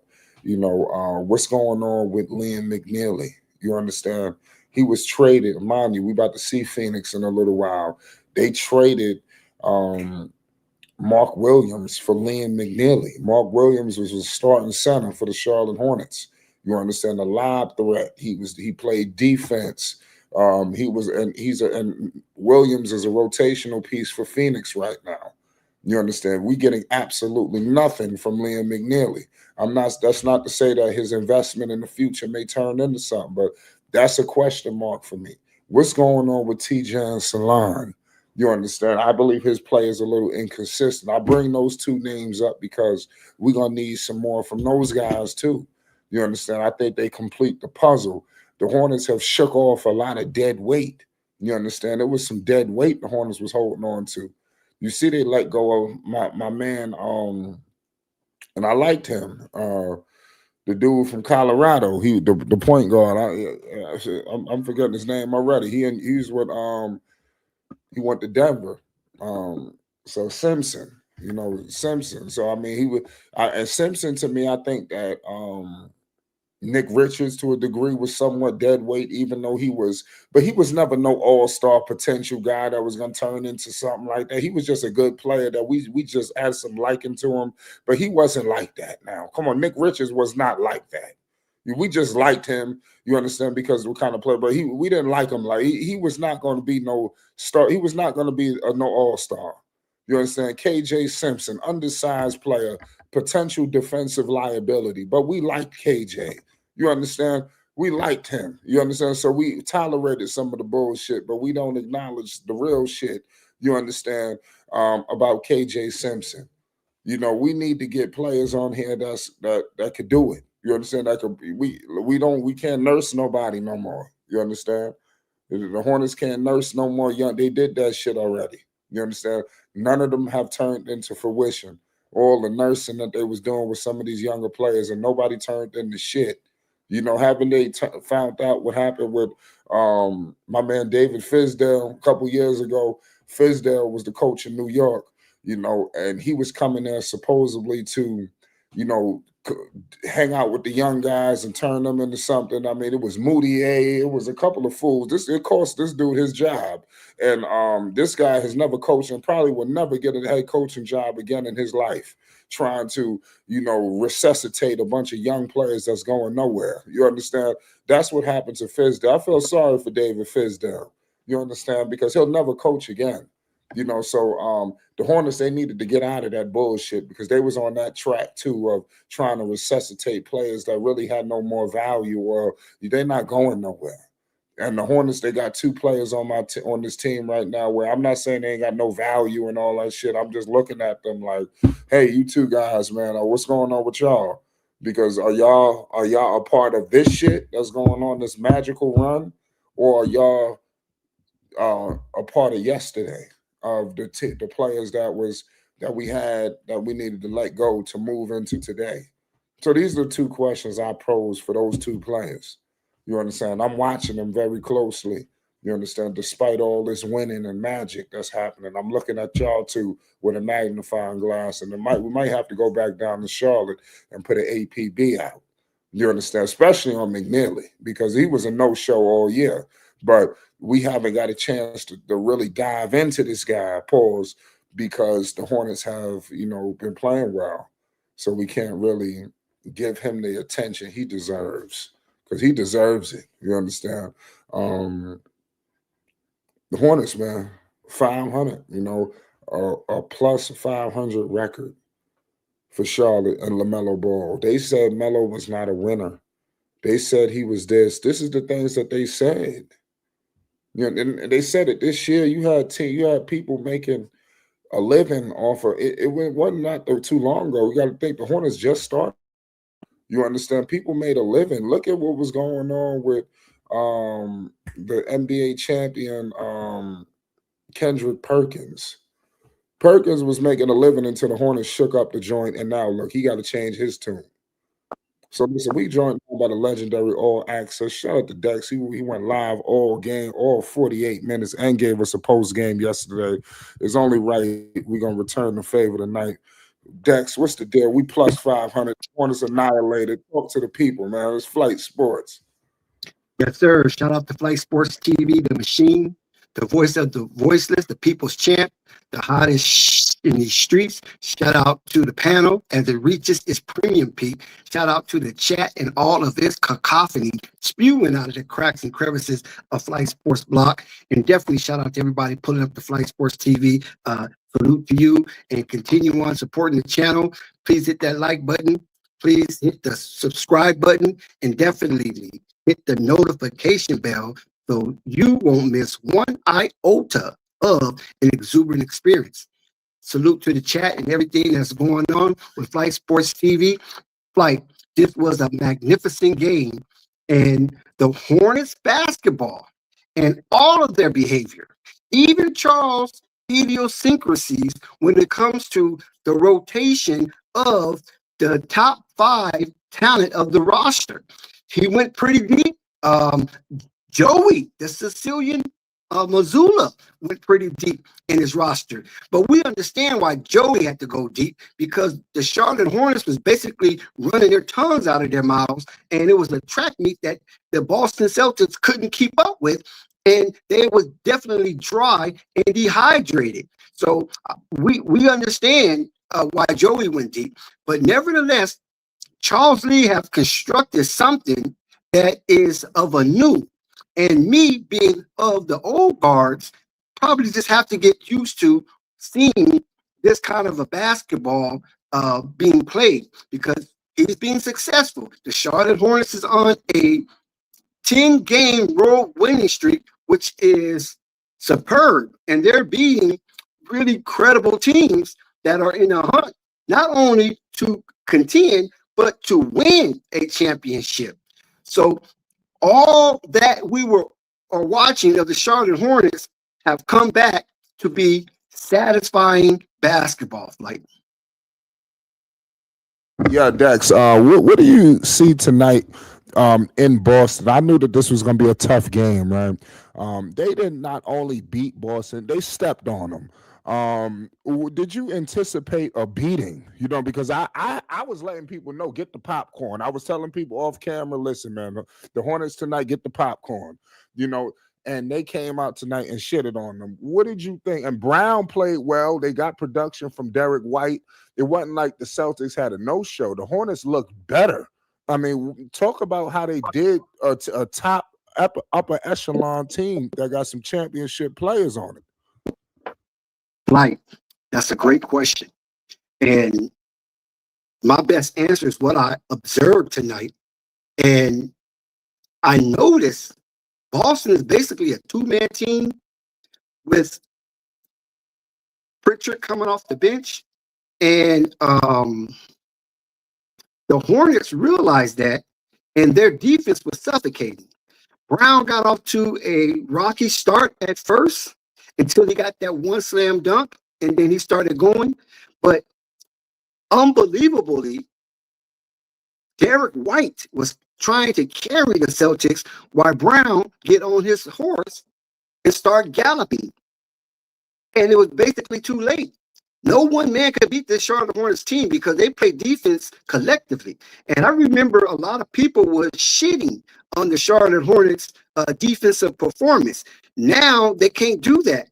And even when Brandon Miller, Connaughton, and Lamelo Ball had 4 personal fouls, neither one of them got the 5th foul when Boston was trying to make a run. The Charlotte Hornets had this game under control. Flight. I had the Charlotte Hornets with the points.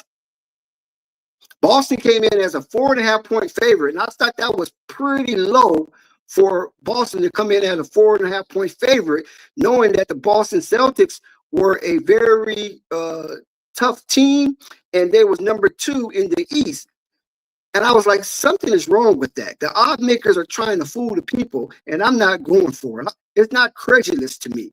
So I'm going to take the Charlotte Hornets with that 4.5 points, and I'm going to ride with it. And lo and behold, the Charlotte Hornets never relinquished the lead from the first quarter all the way to the 4th quarter. And they're playing a team that is in highly contention for the Eastern Conference crown, and hopefully they think they can get to the NBA championship. And by the Hornets is wiping them flight like that, and Hazmat had to come in and clean up that mess in Beantown at the TD Garden on that parquet floor, flight. That is absolutely satisfying to watch. And Lamelo Ball average, Connaughton okay, Brandon Miller was average, and they still come out with a 20-plus win. And in the last 3 champions, the Denver Nuggets, Boston Celtics, and the Oklahoma City Thunder, the Charlotte Hornets is averaging plus 25 margin of victory against those teams. Like right now, as we doing the post-game report, I got my eyes on the Milwaukee Bucks, because they're taking on Atlanta tonight. Giannis is back. The score is 50-56. Atlanta is holding the 10th seed. The Bucks are not out of it, don't you think? You don't bring Giannis back for nothing, right, Dex? exactly. There. I think that was an Adam Silver move or the competition committee move to encourage the Bucks not to tank, because the Bucks have a fan base that is pretty gregarious, and you got to hold that small market together. In order to hold that small market together, you got to keep those players out there, and they got to instill hope in that small market by bringing Giannis back. Because when Giannis comes back, it galvanizes that fan base to be electrifying. And the Adam Silver and the competition committee do not want to lose that aspect of the market due to the fact that the ownership and the brass of the Milwaukee Bucks wants to get into the lottery and help Giannis, because they don't have any faith with what's the kid name? The kid that just won the 3-point shooting contest. That was Dame won it. Dame time, Damian Lillard. Yeah, I don't think they have too much faith in Damian Lillard coming back being a superstar. So they have to get something out of the draft to keep growing that team, because that team is getting old.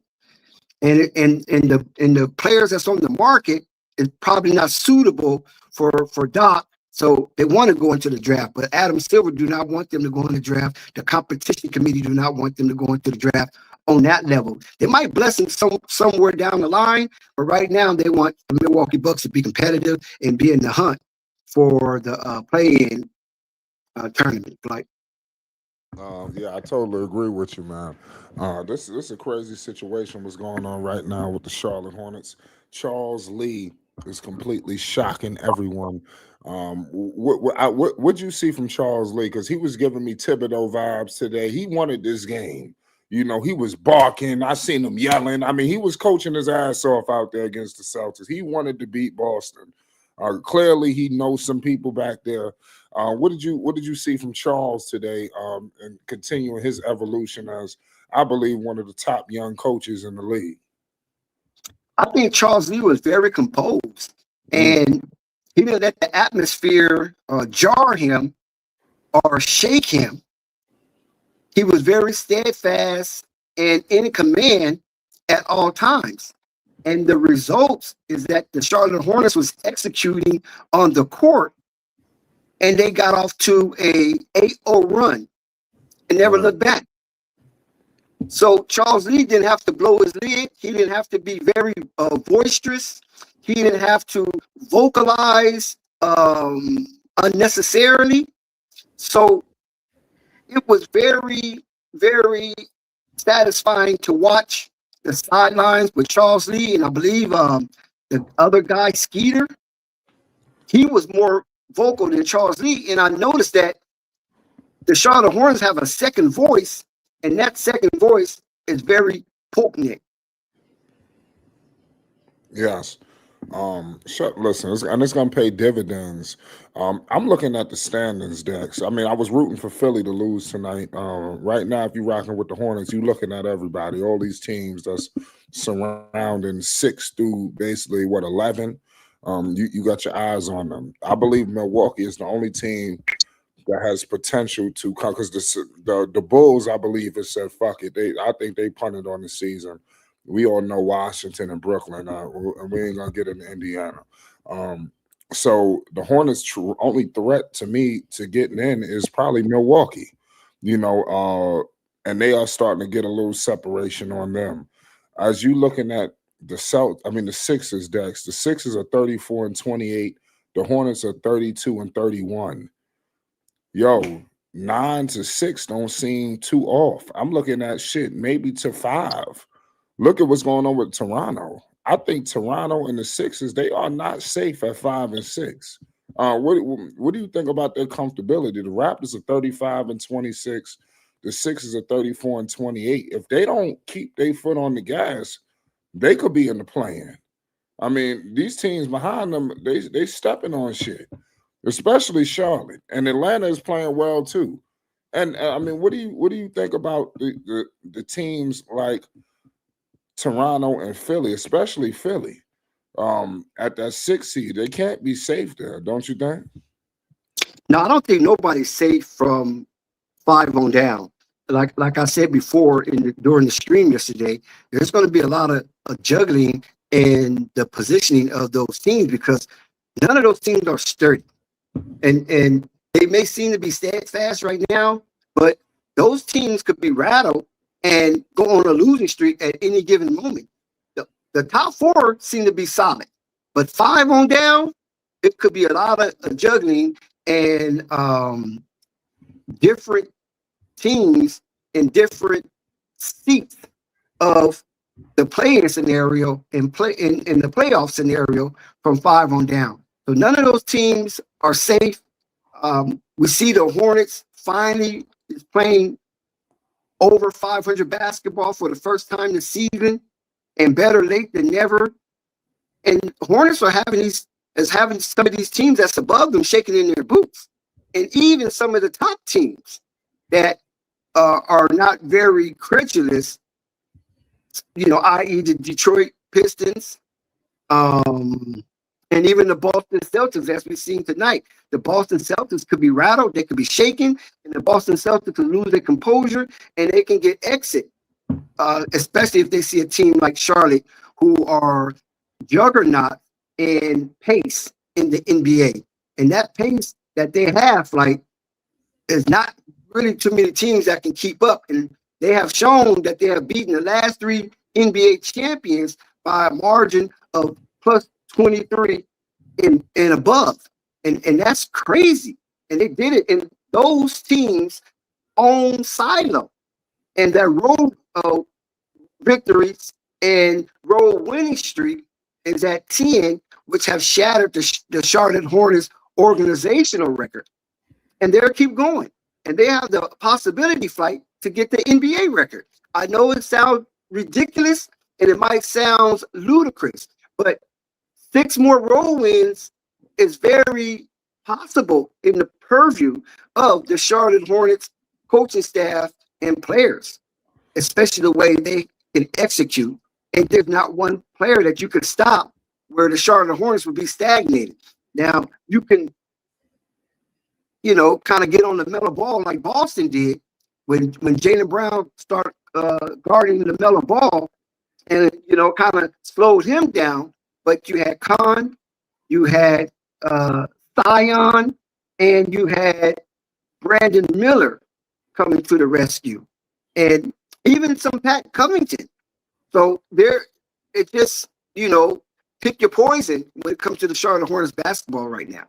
Speaking of Pat Connaughton, I said this over the live stream too. I like that he's getting production. Pat is a champion. He played in big games. I believe he's going to pay dividends in the postseason, a play-in matchup. He's going to do something, because he's been there and done it. What do you think about the moves that the Hornets made to seem like give relief for Pat? Because it was times where Pat said, I believe that I heard in the beginning of the season, Charles Lee approached Pat Connaughton and told him, hey, listen, I don't know how much you're going to play. I don't know and he signed there not knowing what the hell the future was going to be. And he stood the test of time there. and they made moves, and now he's getting minutes. He's in the rotation.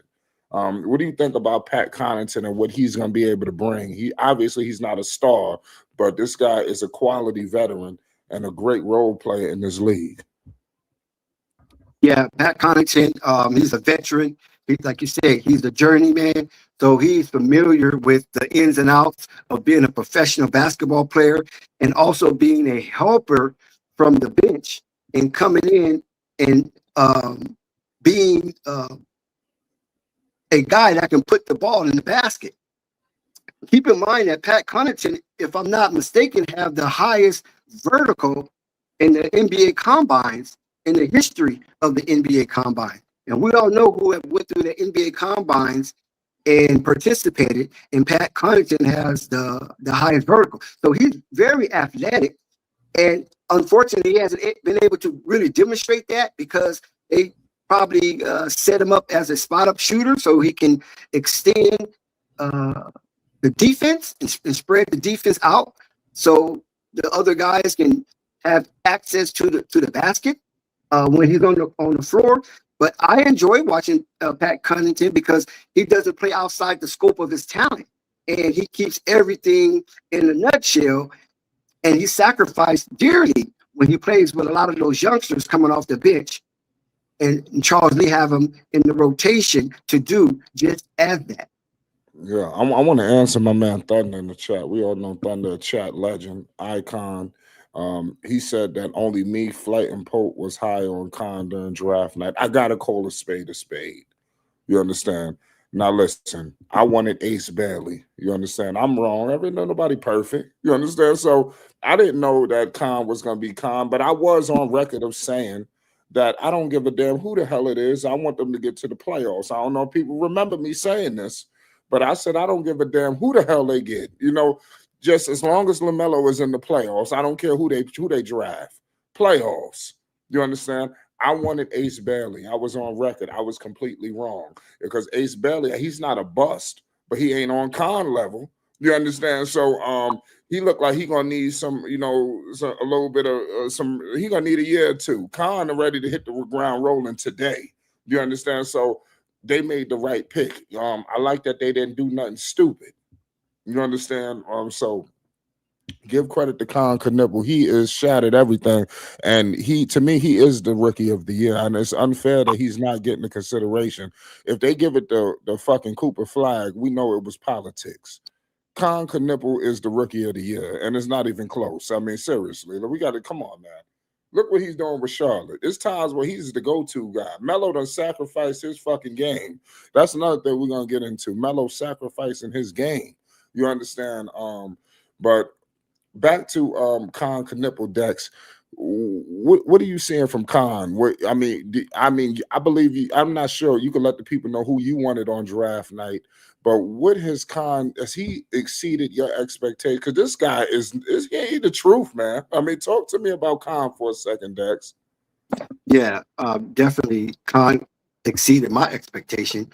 I wasn't really up on Connaughton. I was somewhat familiar with Zion James, but I wasn't nowhere near on the radar. Connaughton, Pope put me up on Connaughton as he put me up on Cooper Flag. I just thought Cooper Flag was a bunch of hype.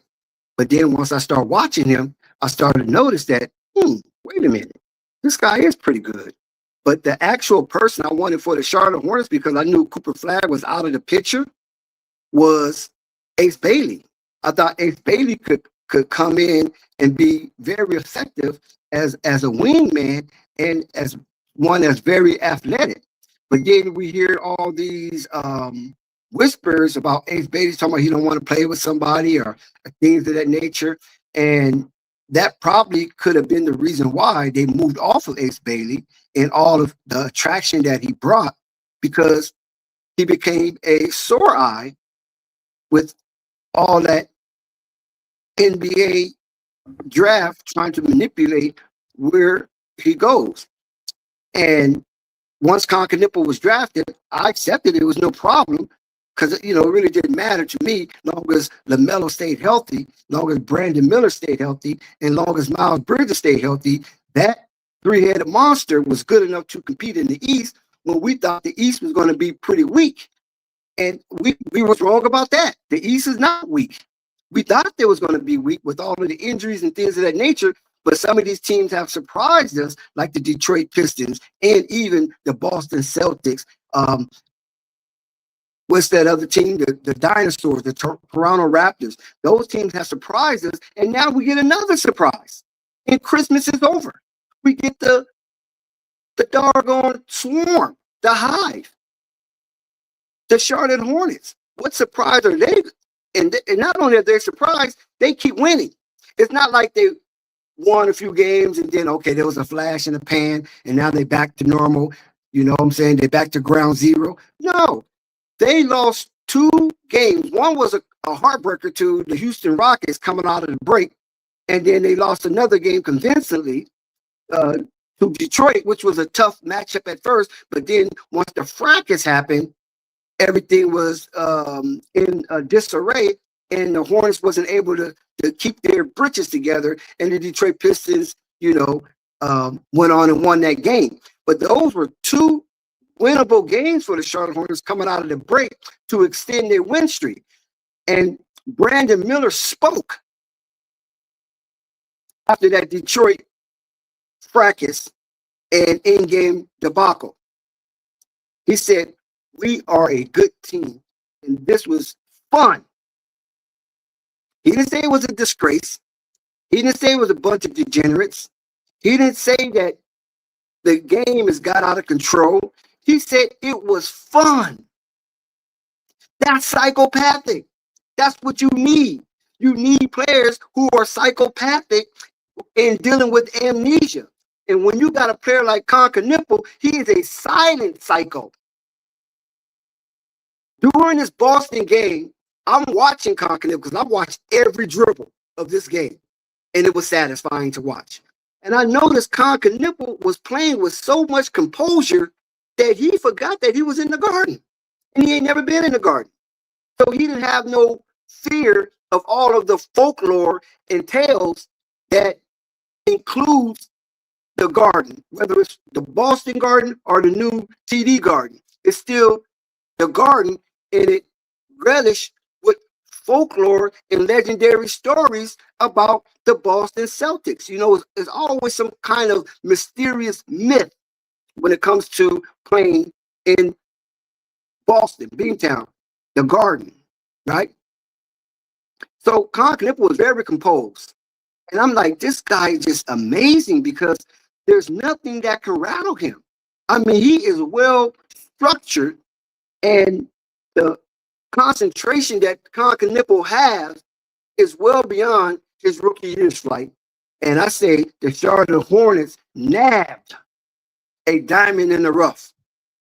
As far as the rookie of the year thing going, Flight, I think it's still close because Cooper Flagg have an opportunity to come back.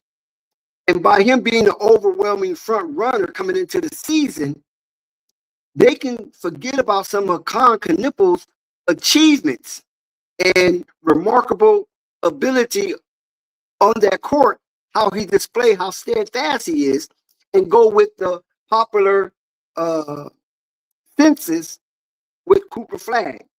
But the only way Connaughton can win this if the Charlotte Hornets get into the playoff.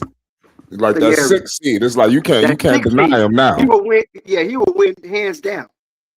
But as long as Charlotte hands out 9 or 10 and Cooper Flagg comes back, because you got to remember Cooper Flagg is the system for the Dallas Mavericks. He is the face of the Dallas Mavericks. So he gets an edge because so much responsibility lies on his shoulders. Where Connaughton comes in, he's the help.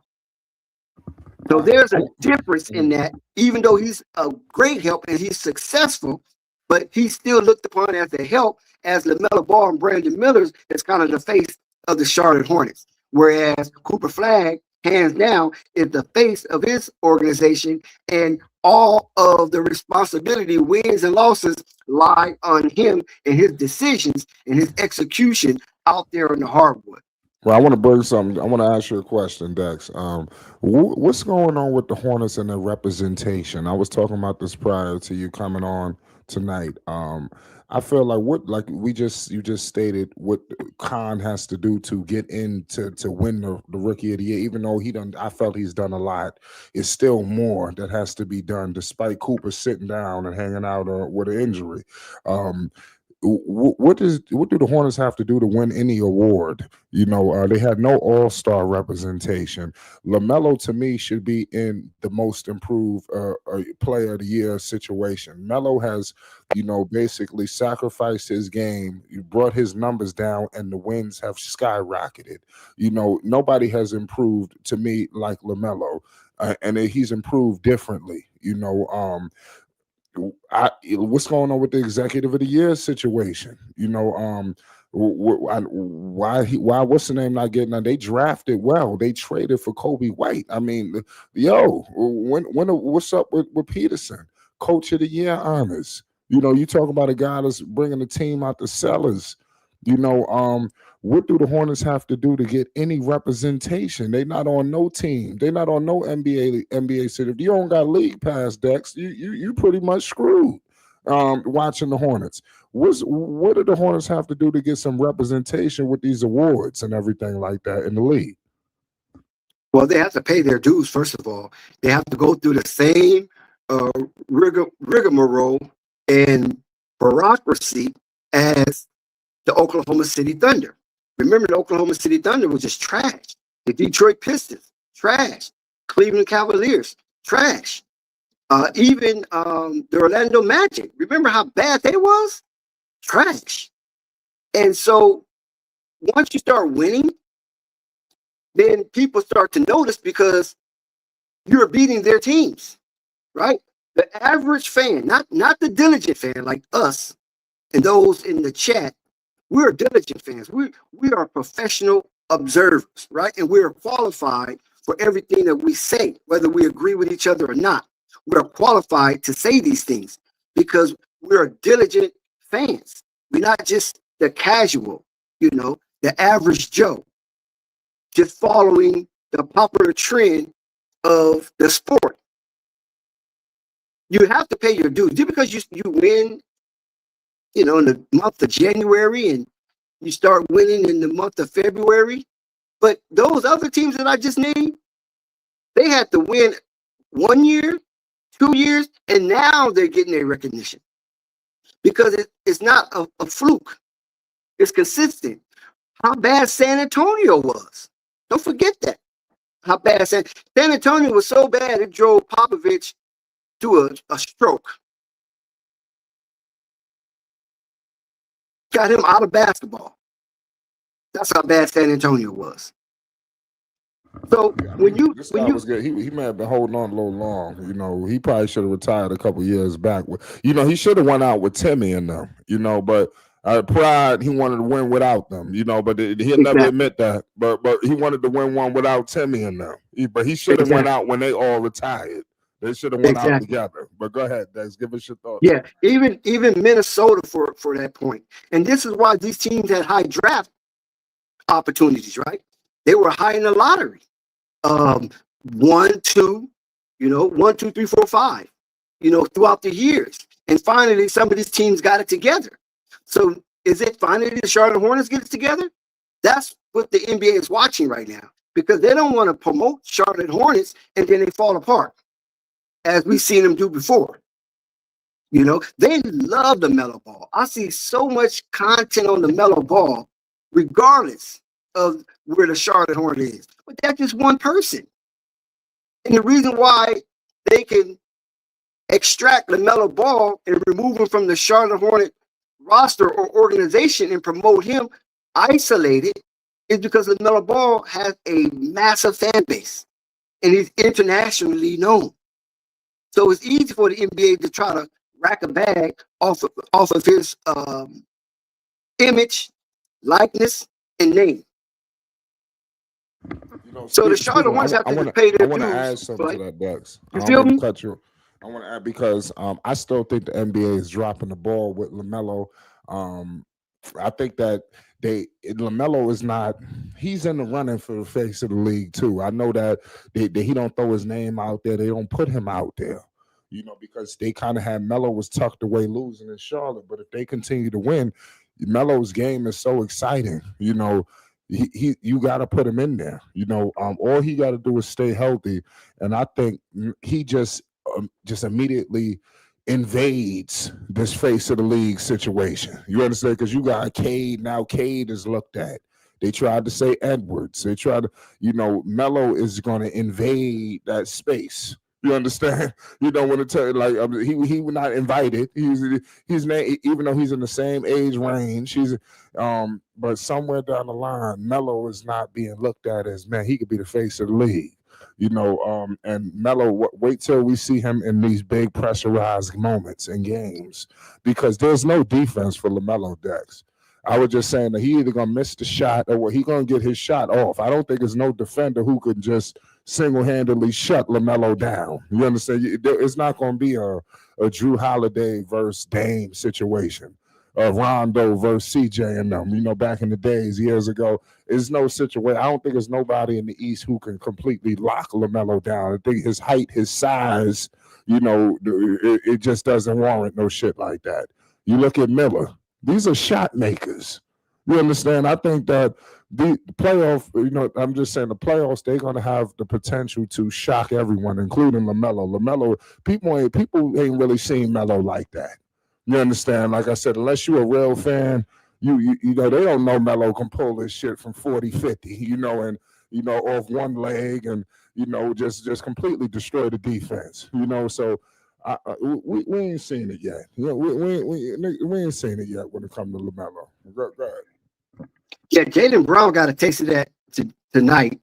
He tried to guard LaMelo throughout the game, and it threw his offensive game off, because he had to exert so much energy trying to keep up with LaMelo. And LaMelo, he runs around, but he doesn't run around in the interior. LaMelo runs around on the perimeter and even beyond the arc. So that keeps Jaylen Brown off the boards, even though he got 7. He almost was flirting with a triple-double. But it makes Jaylen Brown basically offense expendable. And he has to sacrifice so much, and he noticed that. And then he got off of LaMelo, and they put some other crash dummy on LaMelo, and LaMelo still was pulling from deep distance, damn near logo LaMelo.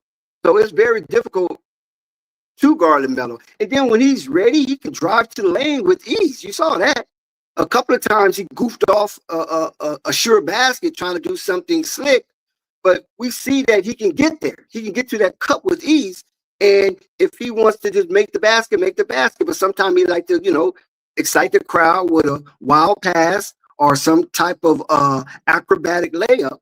And tonight he kind of jacked off a couple of opportunities to make baskets. But the Boston Celtics was never in a threatening situation to overtake the Hornets tonight. So I guess he probably felt that and thought that, okay, I can try to pull this off. But LaMelo is a very unique guard, because you can't encapsulate LaMelo with NBA statistics. That's not going to do justice, because LaMelo himself is not a statistical type of guy, because LaMelo can go 1 for 8 in the first half and then go 7 for 8 in the second half. So you cannot judge LaMelo off of that, right? And that would leave him at 50% shooting from the floor, and depend on where he's shooting the ball at, it could leave him at 40-some% shooting from the arc. Like tonight, for instance, everything LaMelo did tonight against a very well-constructed coach Boston Celtics team who's in the hunt for the East Conference leader. LaMelo was very efficient, and everything he did was above average according to statistical stats, right? So those who are formatted and are married to the statistical stats and the analytics of the game, they can clap their hand for Lamelo. But the next game, Lamelo might still be successful, but his numbers might not equate to efficiency. And Lamelo can have 24 points, but he could be shooting maybe 14 for 28 or something. You follow what I'm saying? Which is good, but that's way more shooting than he did in the previous game, and there's way more misses. Or you could put it at 11 for 28. So you cannot encapsulate LaMelo Ball with statistics. That's not going to do. LaMelo Ball is an eye test. He's one you have to observe visually. Okay, I'm good. You're absolutely right, Dex. Listen, man, we joined here by, the legendary, you understand, this man right here putting in all types of work. We got the chief in the building. It looked like he about to get his connection situated. Are we good? Shit. So look, let me get the introduction ready. Shout out to my man right here, man. This man working hard. Live Hornets live streams. Make sure y'all go check my man out. This dude gives great breakdowns. This man was second in command of new media. You understand? He put that brand on the face. You understand? Homage must be paid. Here at Flight Sports, we're gonna pay the homage. You understand? Listen, man, we got the chief in the house, man. This man doing this thing. Chief, man, talk to us, man. What's your thoughts on the Hornets tonight? It's Flight Sports TV. Man, I was on one on business tonight, boy. we up. We up. 500. We up. We passed 500, bro. On the heels of the Heat, this Friday is going to be lit, bro. It's going to be lit this Friday. Yes. What'd you think tonight? The Hornets beat down the Boston Celtics. They didn't win. They shitted on them. Let me be honest, man. I was kind of I expected a tough game. I didn't expect this type of beatdown. I did not expect them to jump on them from the beginning flight. They jumped on them off rip. You hear me? And because Charles Lee was there last, which was in Boston, I thought Mazzulla and Lee may have like a coaching duel because Mazzulla kind of knows Lee from his days in Boston. Lee was, whoever the student or the teacher was in that situation, Lee's on the level now. I've had my critiques of Lee for some of the things he's done, but when he does well, you got to give him his flowers. You know what I'm saying? This team, and shout out to Jeff Peterson also. This team is very well put together.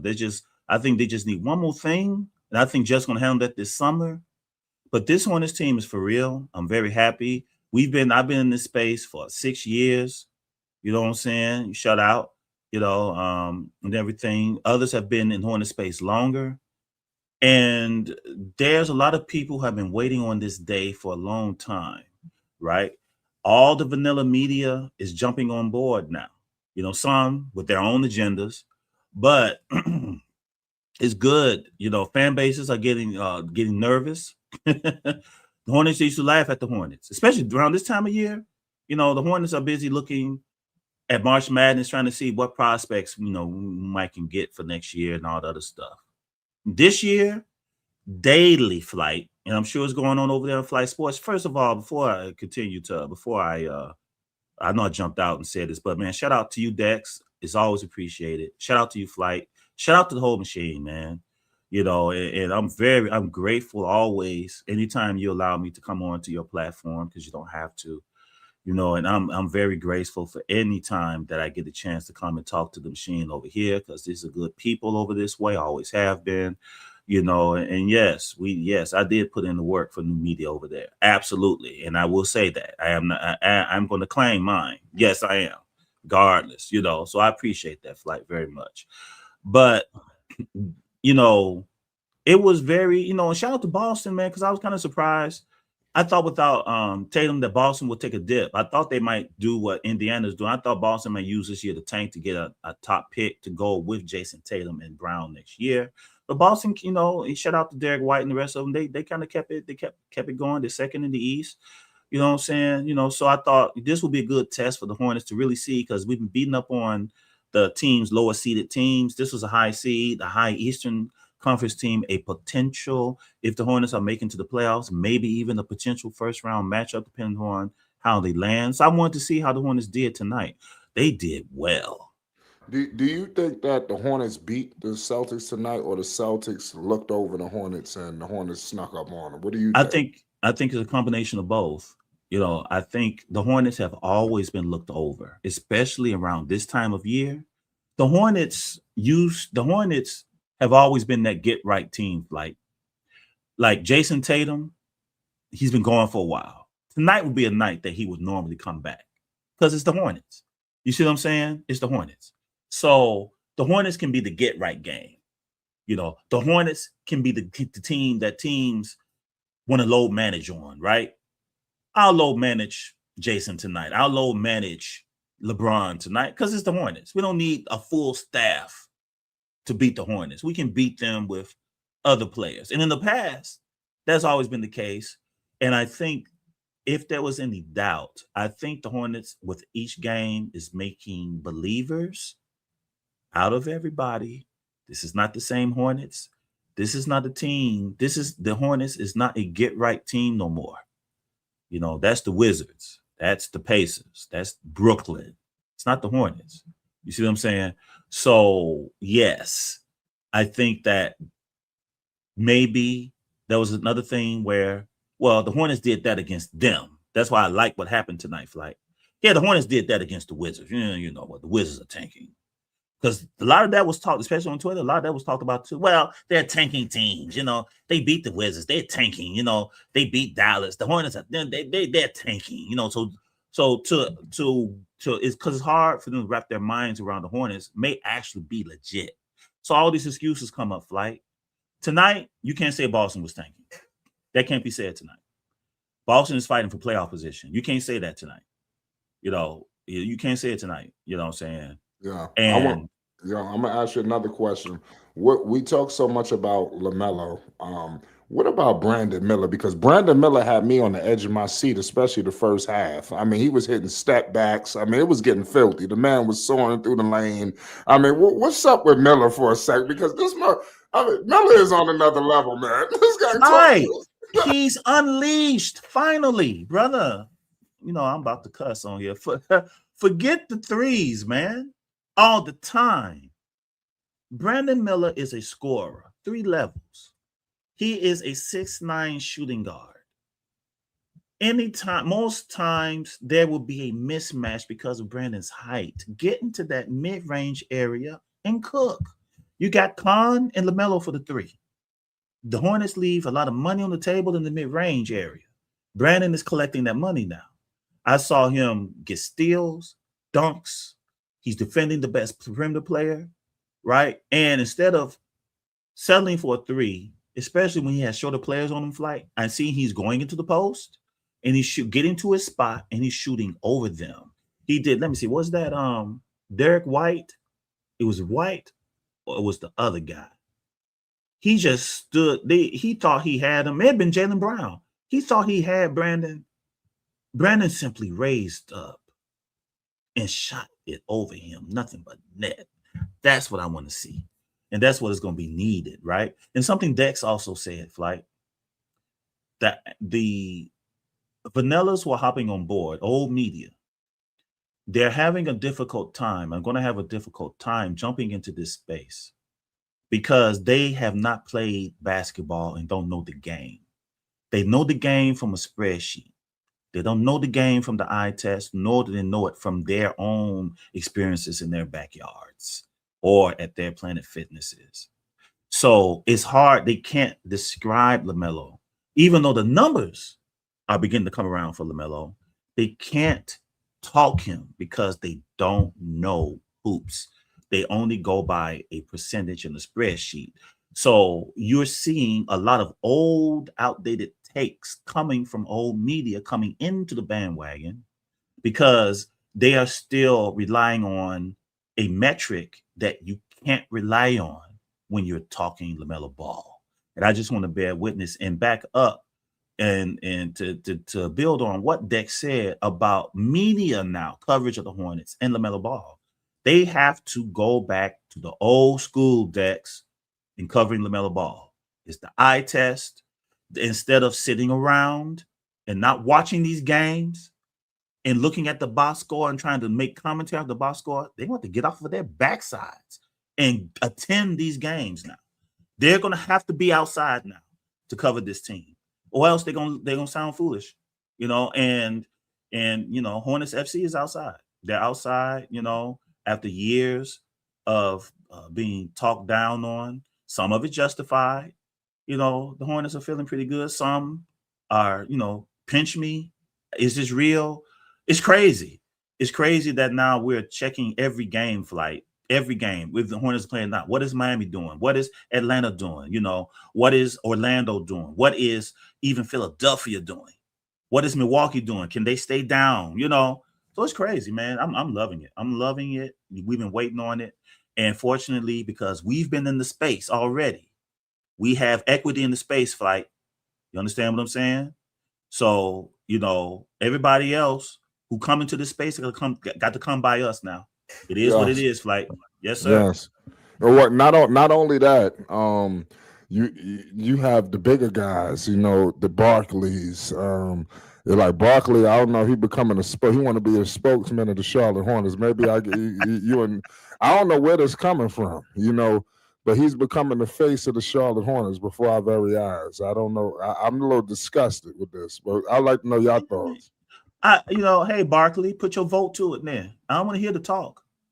This summer, I want to see Musa Diabate get a DPOY or MIP vote. I don't want to hear nothing about, I like the Hornets. No, put your vote down. All of you who are coming onto the bandwagon, especially if you got votes, put it down. You got to get a tax. Like, you just can't walk up in here. You got to get taxed. You vanillas, the media was the reason why LaMelo Ball was left off the All-Star team last year. The media orchestrated that last year. So we got to have that back now. We got to have that back. I want votes for these Hornets for this squad led by LaMelo Ball. I want votes going to the Hornets. That's when because I'm gonna be outside on Twitter. I'm gonna ask them, all of them, especially Bill Simmons glazing behind, because he like Khan though, because he's gonna vote for Khan for Rookie of the Year. That's gonna happen. But vote for the other Hornets too.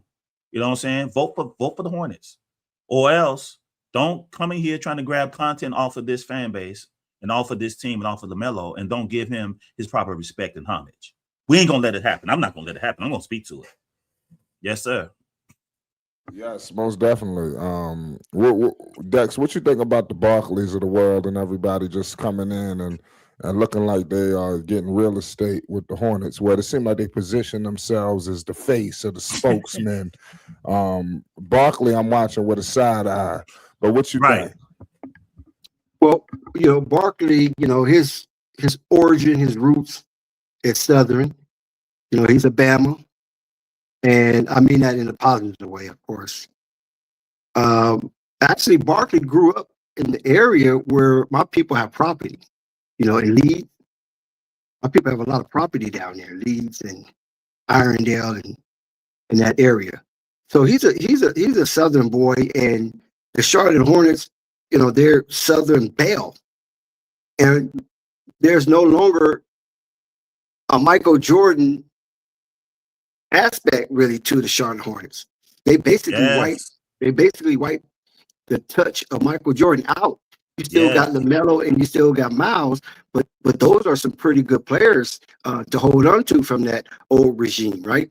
So Barkley now he can express more satisfaction that the Hornets are winning, and he can attach himself to it because him and Michael they didn't get along, right? They fell out. Their friendship fell out. Basically over Barkley criticizing his ownership in the direction of the Charlotte Hornets. So now, since the aura of Michael Jordan basically has been evaporated as the owner, he can jump on board when the Hornets are winning the way they are winning. And I'm not mad at Barkley for that, because I'm glad that he is a professional and trained observer, and he sees it. He sees what the Charlotte Hornets is doing and the confidence that these players have. And that is dangerous when you mix that with their athletic and IQ ability on the floor. And this is why this Hornets team is practically like 20-4. The starting team is like 20-4. So when they're healthy and now they're confident in the voices that's coming from the sideline dictates how they execute. This is a real dangerous team, and Barkley sees that. And you know, Barkley kind of like the root for the underdog anyway. And right now, the Charlotte Hornets, if they continue in their winning ways, they can be the fundamental Cinderella story of the NBA this season. Yeah, I completely agree with you. What's the matchup like? Possibly in the playoffs. What do y'all see? You know, when all the dust settles, are they 7? Are they 8?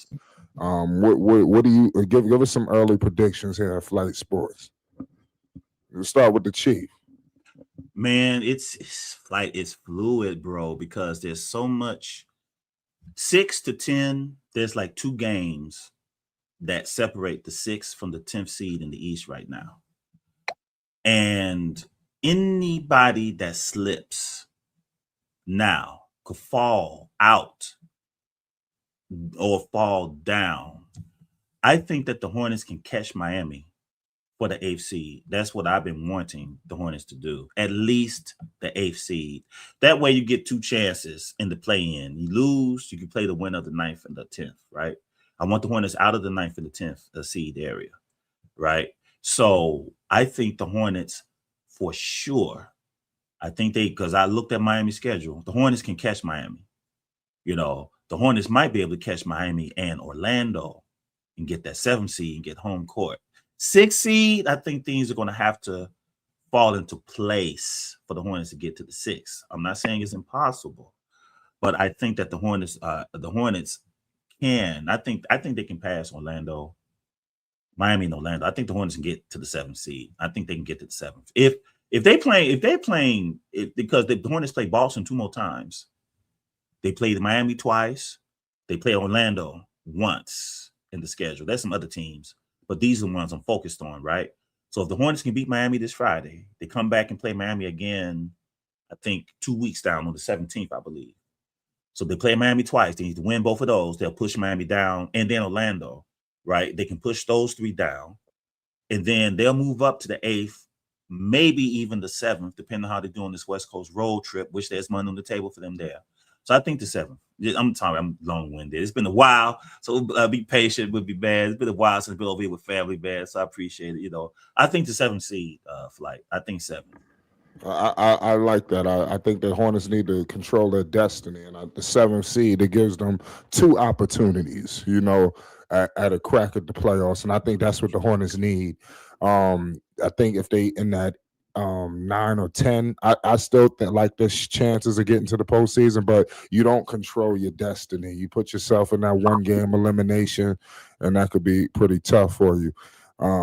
Dex, what's your thoughts on the Charlotte Hornets and where they may be when the dust settles?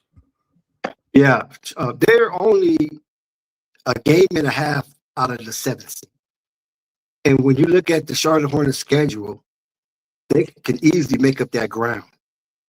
The Orlando Magic and the Miami Heat, both Florida teams, are 7 and 8 respectively. Orlando is 7 because of the loss column. But the Charlotte Hornets is 32 and 31. Miami is 33 and 29. And Orlando Magic is 32 and 28. So that gives the Hornets a game and a half deficit to cover. And when you look at their schedule, you can see that they play Miami. So they can get the 8th seed the next game when they beat Miami. They can be the 8th seed. And then the schedule gets pretty light because they play Phoenix, even though Phoenix in contention for a play-in, and they play Portland. Portland's in contention of a play-in, but they already beat Portland already this season. You know, they handsomely beat Portland. So then they play the Sacramento Kings. So those 2 games, Portland and Sac, are very winnable games if they beat Miami. Now, it could be a crosshairs with the Phoenix Suns because the Phoenix Suns could be lying in the desert waiting on them. But Then it goes to the San Antonio Spurs. Now, that could be a roadblock, but that's okay. If they can beat Miami, Phoenix, Portland, and Sacramento, right? If they can win those 4 games or go 3-1 in those 4 games, they should be the 7th seed. I agree with that. So I mean, it seems like everybody's saying playing. I think the 6th seed is awfully tough to get to. I know that, and I like how we got. It seems realistic.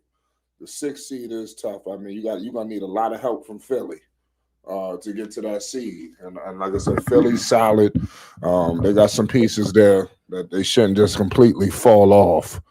But you never know. You never know. I'll be watching Philly and rooting for them to lose. They won tonight.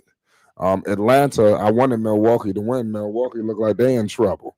So the Hornets look like they're going to get in the play-in at the very least. You know, that seems to be irrelevant in terms of are they going to make the play-in. It's just all about where in that situation. Because we've seen the Hornets in the play-in, and I hope now that we could, like what the Chief was talking about, around this time a few years ago, we talking March Madness. We getting into who is the next prospects potentially.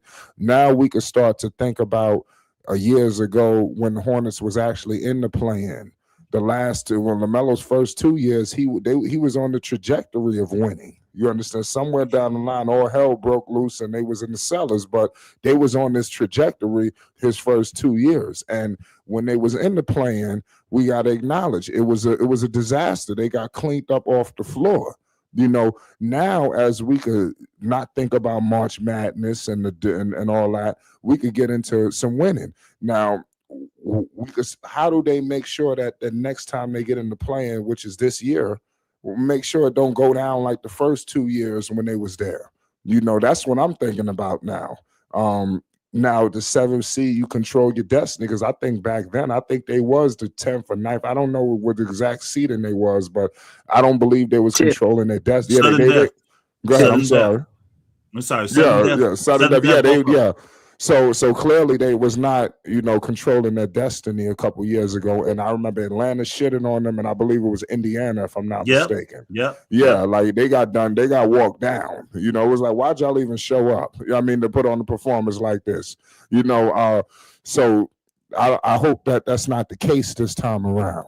You know, so let's see. You know, let's see what y'all think about what I was just saying. I'm sorry. Yeah, well, like to the Hornets' credit, I don't think the 6th seed is difficult because Philly is playing under 500 basketball, and they're only, I think, 2.5 games above the Hornets in the record win-loss column. So that's attainable.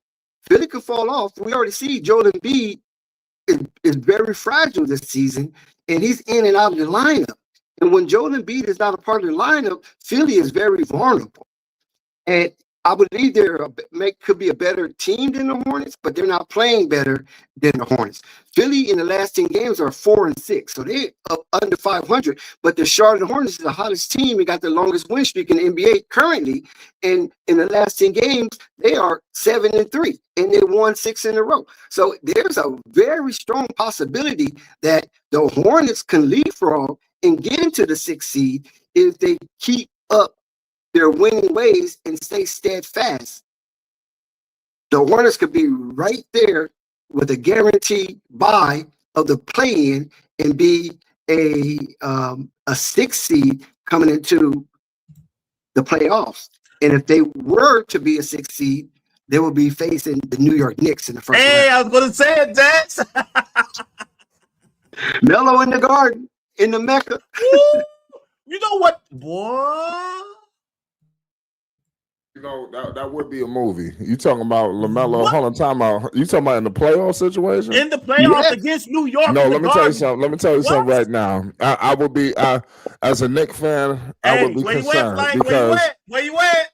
No, listen. I tell you what, man. Where you at? Look, the Knicks. Can you hear me? The Hornets is going to completely. I think that they will probably beat New York because listen. LaMelo is bigger than Brunson. You understand? LaMelo is bigger. You know, that's nothing. And the Knicks always fuck up. You know, and as much, let me tell you, Brunson, I don't know if Brunson was born to be a superstar. I just think he worked his ass off to be a superstar. Lamelo, this shit come easy. Pause. You But know, I the mean, Knicks don't quit, though, Flight. I don't know about that one. It's like Cat. The You Knicks, said the Knicks Cat don't can't do quit. it? That's one scrappy team that that's don't what quit. You said Cat can't do it. Boston, Boston can lay down. Detroit could be befuddled because they're young and they're not used to this situation, and so they probably would never don't know how to come out of a whirlwind, right? But the Knicks have been battling for the last 3 years, and they are very scrappy, and they just don't give up. I mean, you've got to hit them over the head with a mallet. Still be the favorite over the Hornets. You got to cut their heads off with a machete. The Knicks, that's a tough out for the Hornets. Yeah, the Knicks will be a heavy favorite against Charlotte, but that's on paper. You understand? So you got to play the games, and you got to understand the Knicks. The Garden is like a stage. I don't know if the Staples Center is like this, but it seems like you on a stage in New York. That's what I'm talking about. Like, those people are going to support Lamelo. I don't think Lamelo is going to get booed like a Trae Young or something like that. I think the New York is going to embrace Lamelo, but it's playoff time, and Knicks fans ain't got time for this shit. You understand? But I'm just saying, because this is the year, but it's not going to happen. Well, let me tell you, hold on one second. Let me tell you the difference between Knicks ain't doing shit. The crypto arena and the Garden, or formerly known as the Staples Center, is that when you play in the Garden, you're playing for validation. You're playing for certification as a baller. But when you play in the formal Staples Center and the in crypto.com arena, you're playing for sponsorship and you're playing for extra money outside of I ain't thinking about that. That's the difference. You are right. In New York, it's like you appeasing true basketball fans. Like them niggas. That's why it's the Mecca.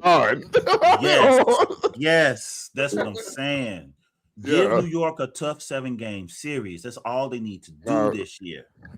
I tell you, the Hornets give them. They give them a tough 7-game series. Give them a tough 7. Ashamed of themselves. It don't matter. Give them a tough 7. LaMelo Ball put on a show in Madison Square Garden along with Brandon and Khan. Put on a show in Madison Square Garden. The rollout will be complete. Christmas games. I'm saying Christmas games next year. National televised games. We're going to have to subscribe to 5 different, Adam Silver and Charles talked to. Adam should be ashamed of himself, but we're going to have to subscribe League Pass, Peacock, ESPN, FanDuel, there's like another Peacock. There's all of them. We got to subscribe to all of them, just to watch next year. Amazon. That's right. Amazon. But it's going to be, you know what I'm saying? Big Al, Miles. That's right. And Miles, that's right. Miles has settled into a very good role. I'm very happy for Miles. Man, he's the glue. Him, Musa, and Grant Williams, like the glue players there. Good glue players to uphold the big 3 of Khan, Brandon, and LaMelo Ball. I worry because Brandon is set for a bag this summer. He's due his bag. They say it's going to be a $265 million bag. And I think Brandon's going to get every bit of that money along with LaMelo, got his bag. And of course, Dex, I know Khan is going to get his bag.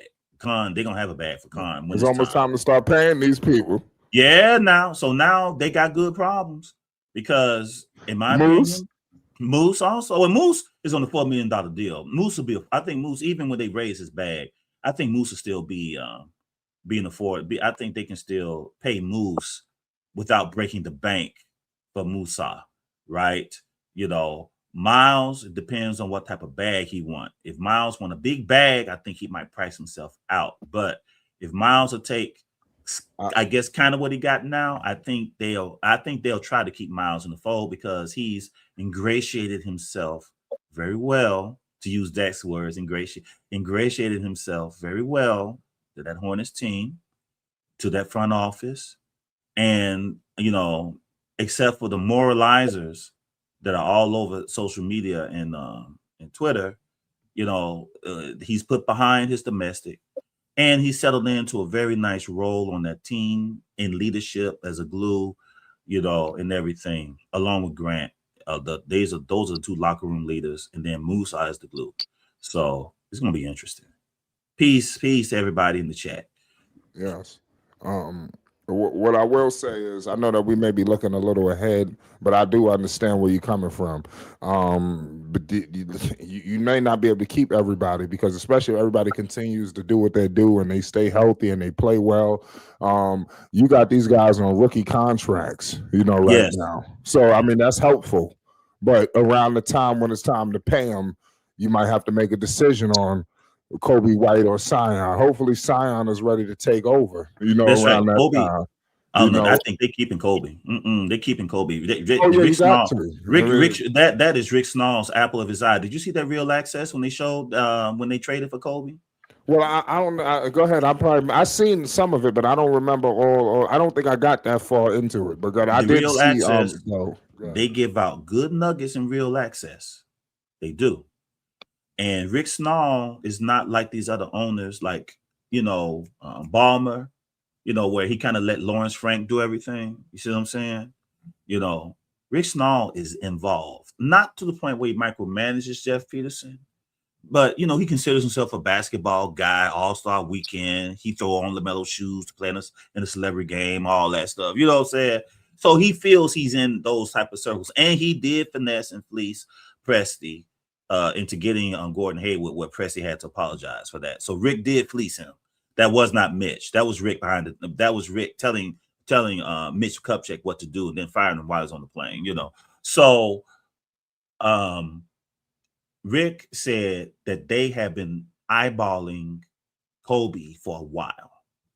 So they got Kobe, they got his bird rights. They are going to pay him this summer, just about what they come to. I think because of Kobe, I think Trey Mann, unfortunately, I think Trey Mann is going flight. I think he's out. Trey Mann, Pat Connaughton is overtaking Trey Mann's minutes now. He is strictly garbage time right now, which I think is unfortunate, but it is what it is. Sion and Kobe got the backup guard positions now. I think they will have it. They're going to pay Kobe a nice bag. It'll be an affordable bag for them so he can keep him in the fold. And I don't think he's going anywhere for like Carolina. That Dex and everybody in this house, we talk about, I know Dex talk about it sometimes here on Flight Sports. The Carolina connection is real. It's still real. Rick and Gabe have tapped into the Carolina connection. So you got Kobe White from Carolina here. You see what I'm saying? You got Kobe from Carolina here, Grant from Carolina here, Sion and Con Knipple, Duke ties. You see what I'm saying?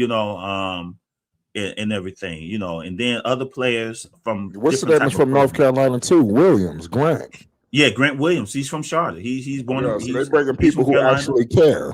Yeah, they're bringing people who. That's why I say Grant not going nowhere flight, because he's going to put on for the city. It's beyond. Grant will make sure that his bag. Grant is not going to push too hard over a bag. He's going to stay in Charlotte because he see the rise of the Hornets. He wants to. He's from Charlotte. He wants to be at home for that to happen. So Grant is here. And that Dex, I said while he was off, I said that Carolina connection is real. It's still active. I thought it was active. Of course, it was active with Jordan, but Rick and Gabe have also tapped into that connection. So Kobe White, Carolina, Duke is Sion. You see what I'm saying? They are Carolina. Grant Williams, Carolina. And then everybody else is from different programs, certain type of mentality, certain type of basketball IQ. These are high IQ players. You know what I'm saying? These are high IQ players that they're getting.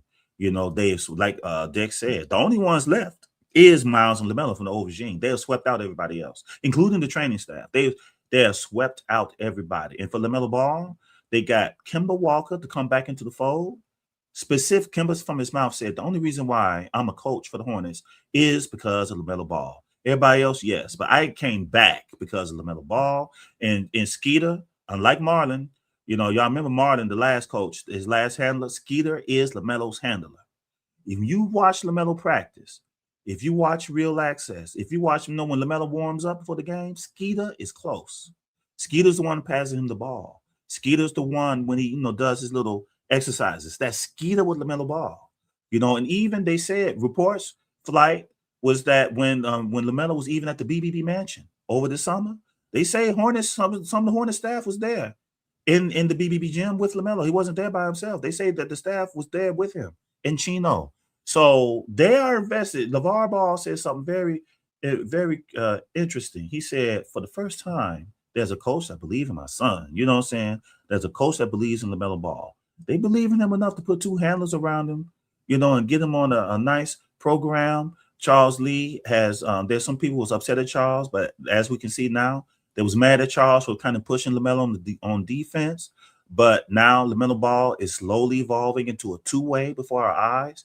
I'm hoping that he can get to the point where he plays defense like his brother. We'll see if he gets up to that level. But you can't hunt LaMelo. They tried to hunt LaMelo a few times on defense tonight, and they paid. LaMelo, the last game, the game yesterday, LaMelo got 5 steals.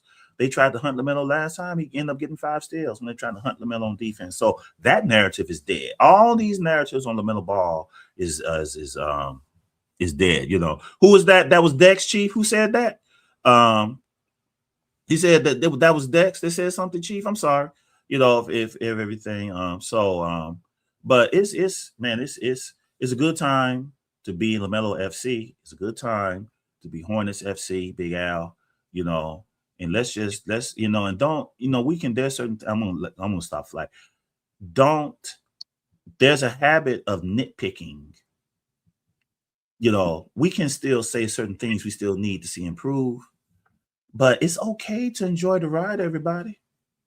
After all this losing and after all the stuff that has happened, it's okay to sit back like a proud papa and enjoy the ride. To see the fruit of your patience, it's okay to sit back, baby. Let the other FC be worried for now. Let them be scared of us. Let them be afraid. You know what I'm saying? So that's what I'm saying. It's okay. It's not necessary to nitpick everything. It's okay to sit back and say, hey, we got a good road record. I think 10 straight road wins. We got FCs of Boston, New York, and down Detroit. They're talking about their teams maybe need to duck the Hornets if they make it to the first round. They haven't heard that talk before about the Hornets, So, let's enjoy the ride, everybody. Let's enjoy the ride. Let's enjoy the ride. We have competent leadership there.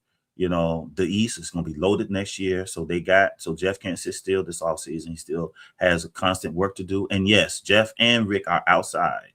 Adam Silver paid a visit to the Hornets, I think today. Yeah, Adam Silver was I think Adam Silver was in the building yesterday. He pulled up yesterday. So, it is what it is, man. That's all I got to say, Flight. Yeah, I'm not sure of what Al's speaking about. Now, if he's talking about me criticizing Charles Lee about LaMelo, I never really criticized Charles Lee about LaMelo's defense because we all want LaMelo. I'm sorry, go ahead, Dex. Yeah, we all want LaMelo to improve on his defense. But what I did say was, I don't appreciate those who criticize LaMelo on his defense and don't acknowledge the aspect of LaMelo's defense by being very disruptive in the passing lane, using his height and using his length, especially over smaller guards, making it difficult for them to view a passing lane and make them have to detour. That is what I said about those who criticize LaMelo for his defense. And I also agree with the critics that LaMelo do have goofy fouls, and sometimes they're very egregious, and sometimes they're very gratuitous, very unnecessary. And that I did criticize. So I'm on board when they're right. But when you go overboard and try to isolate LaMelo defensive stance outside of others And when you compare LaMelo defensive stance, like I gave you the statistics that LaMelo averaged, I think 2 steals. No. He averaged almost 2 steals a game, and he only averaged 3 fouls a game, and he only averaged 3 turnovers a game.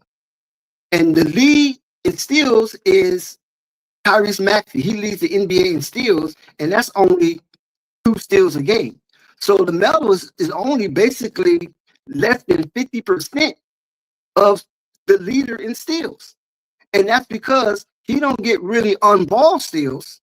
He did almost today against Jaylen Brown. Remember, he ripped Jaylen Brown, but the ball went out of bounds. But normally, he gets those type of steals where he deflects it, and then he runs the ball down, corrals it, and then pushes it. That's the only problem I have with those who criticize LaMelo Ball and his lack of defense. They're not given the whole picture because they're just so eager to isolate LaMelo and then disparage his defensive effort. And that's what I was contending. So if that's what you meant, Big Al, you're right. But if you mean anything other than that, then I don't know where you're coming from.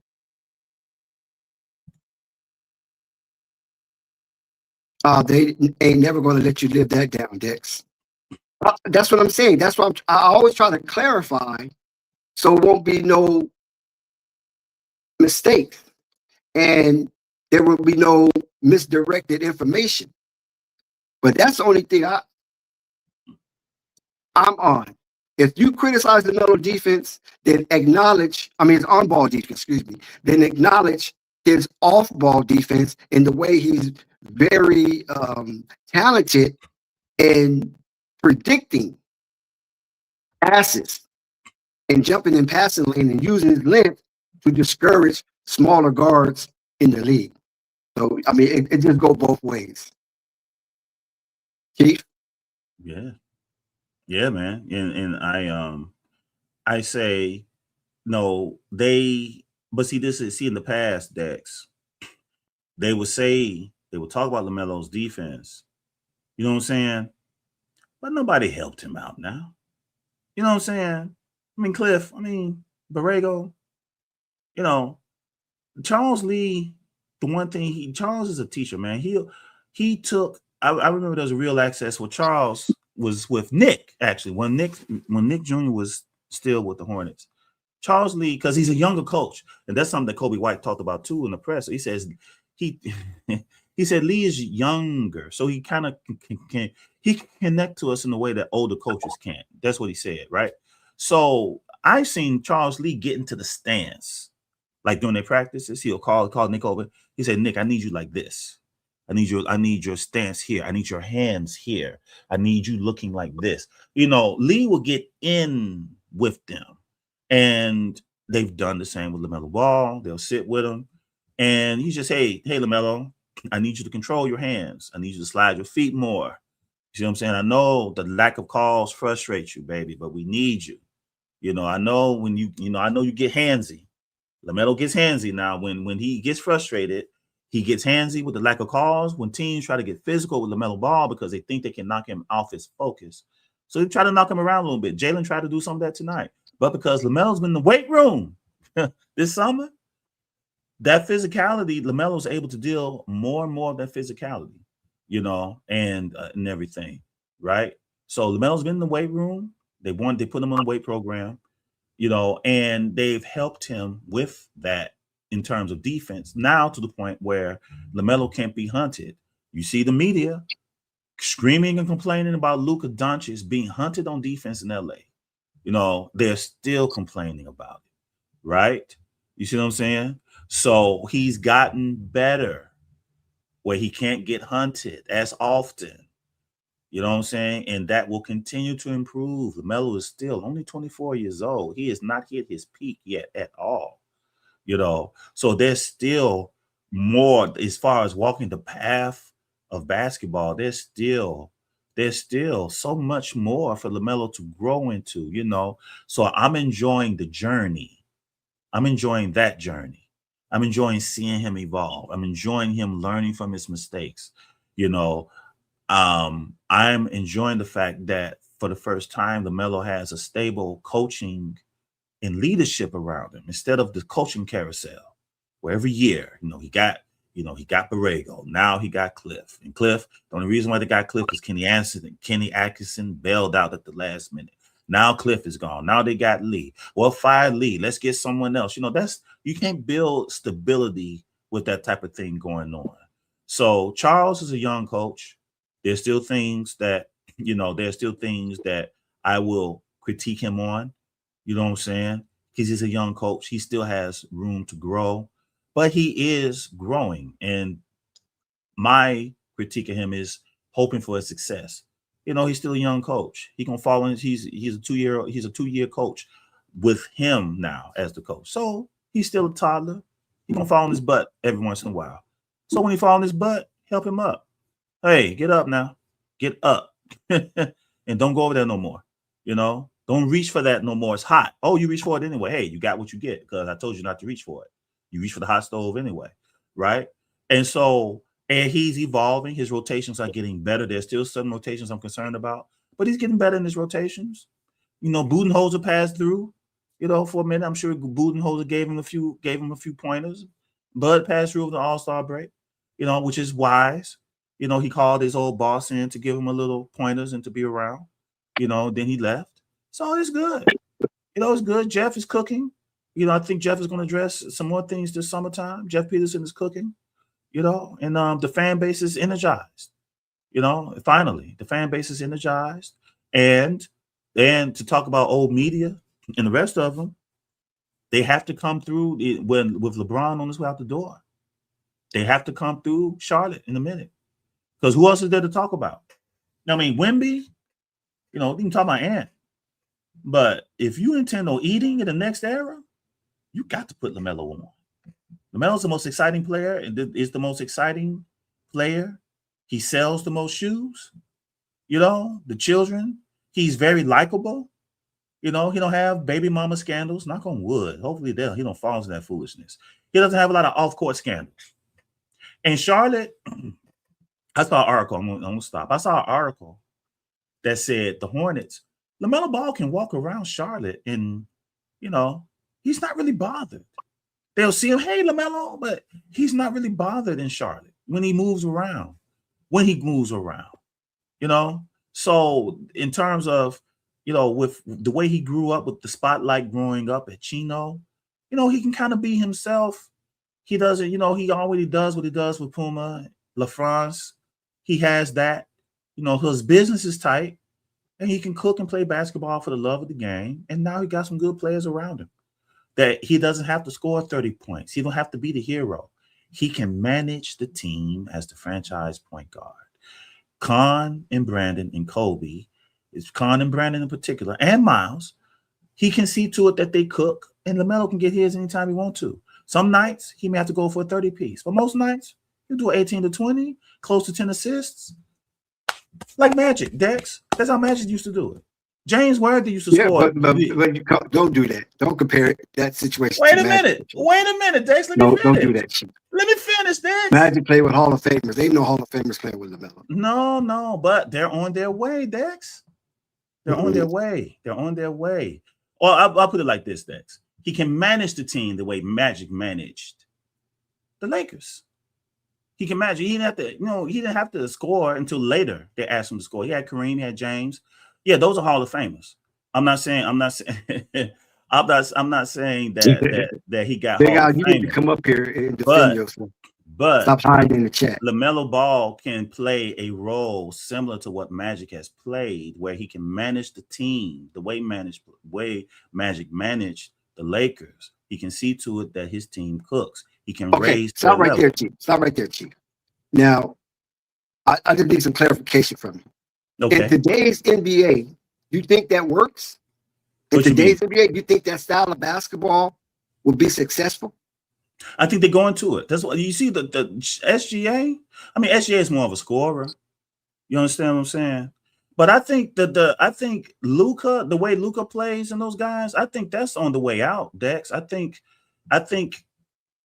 even with the way the Thunder have built their team, even with the Spurs, even you look at how the Spurs are building their team, you know, Wemby is the guy, yes, but it's more like a spread type situation.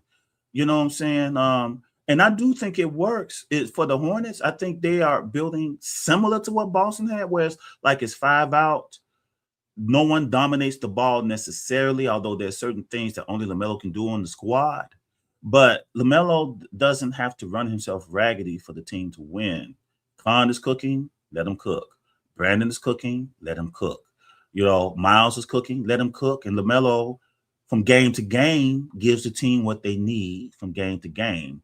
That's what I mean when I compare Lamelo to Magic, right?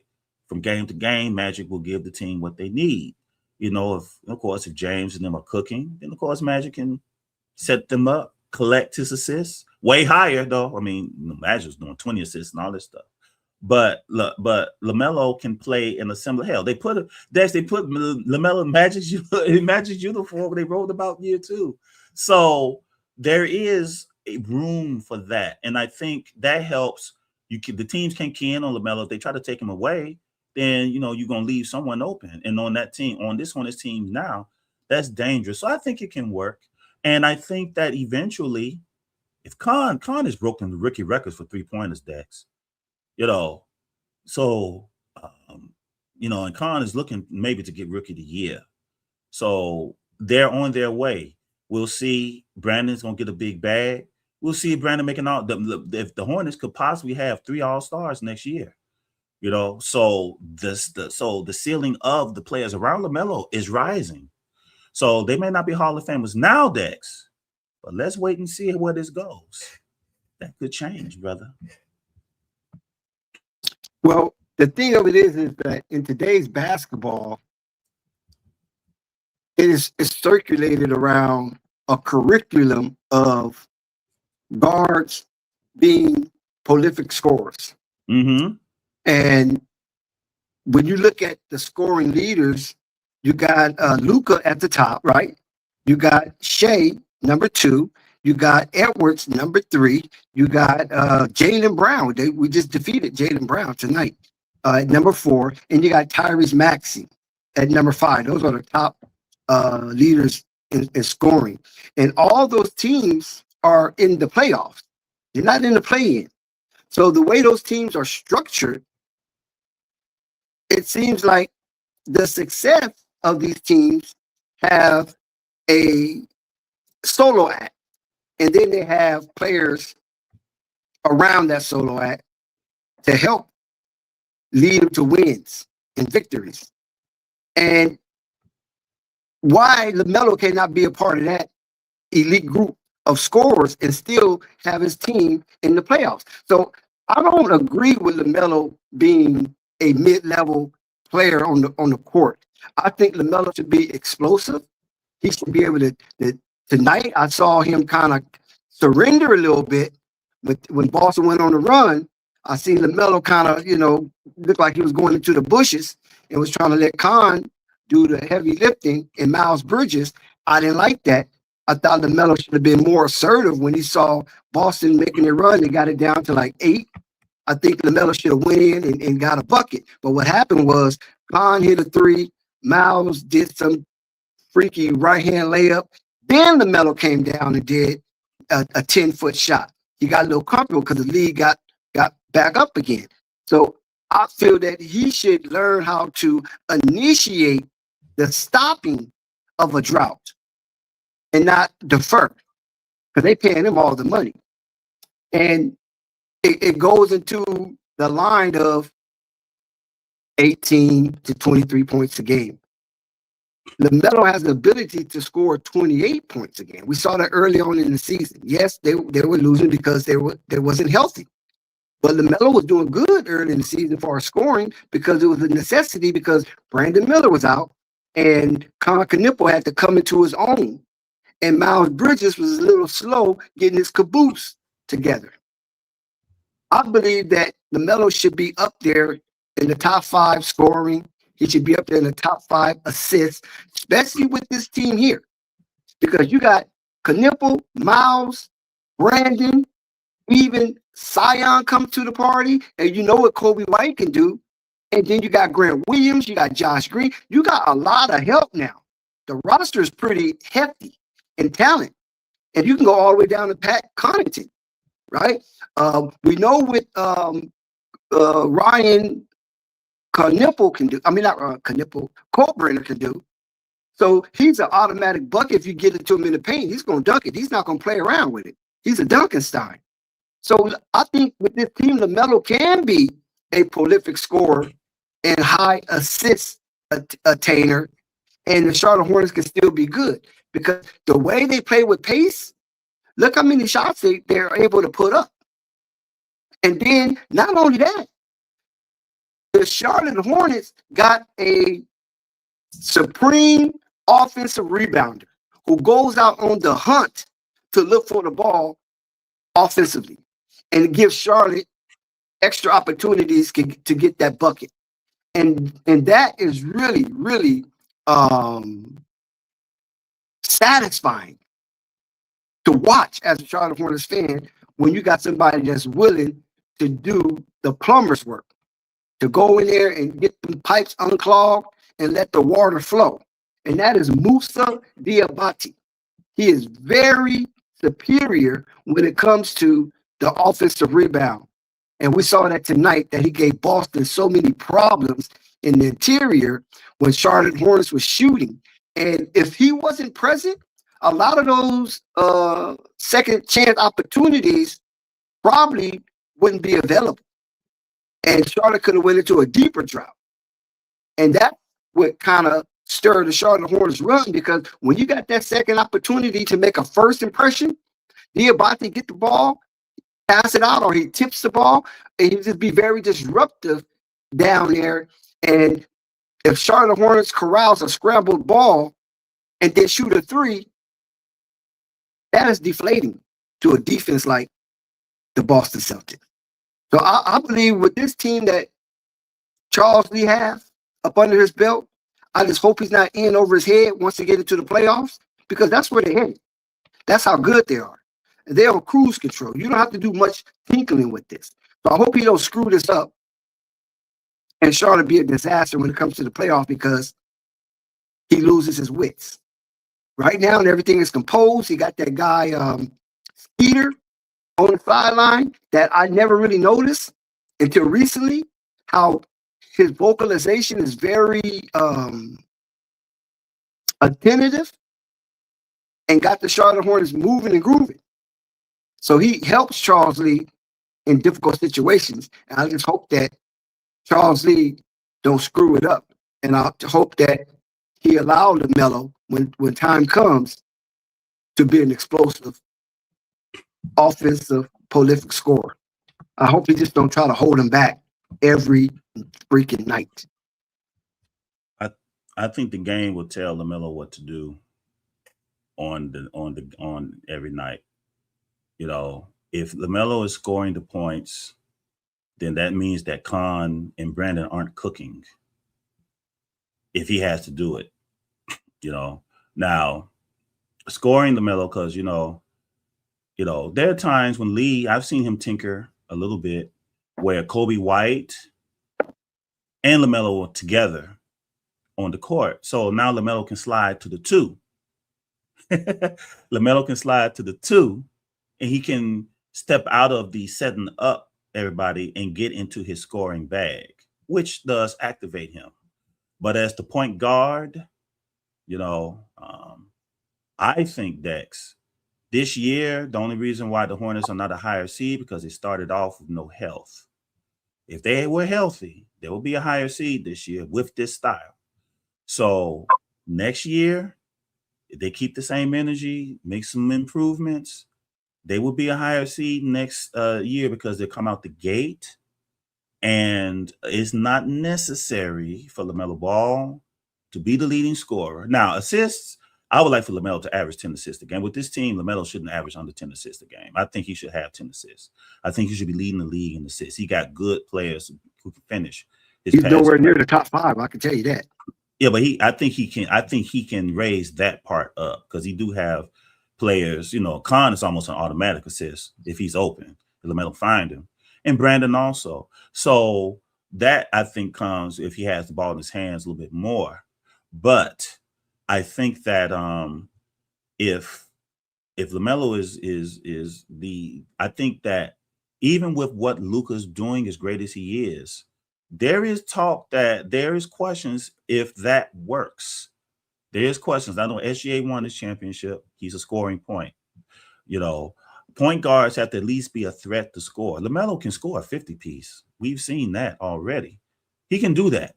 I don't want him averaging 50. That if he's scoring and averaging 30 and 28 in high points, that makes me question if Brandon Miller should get paid this summer.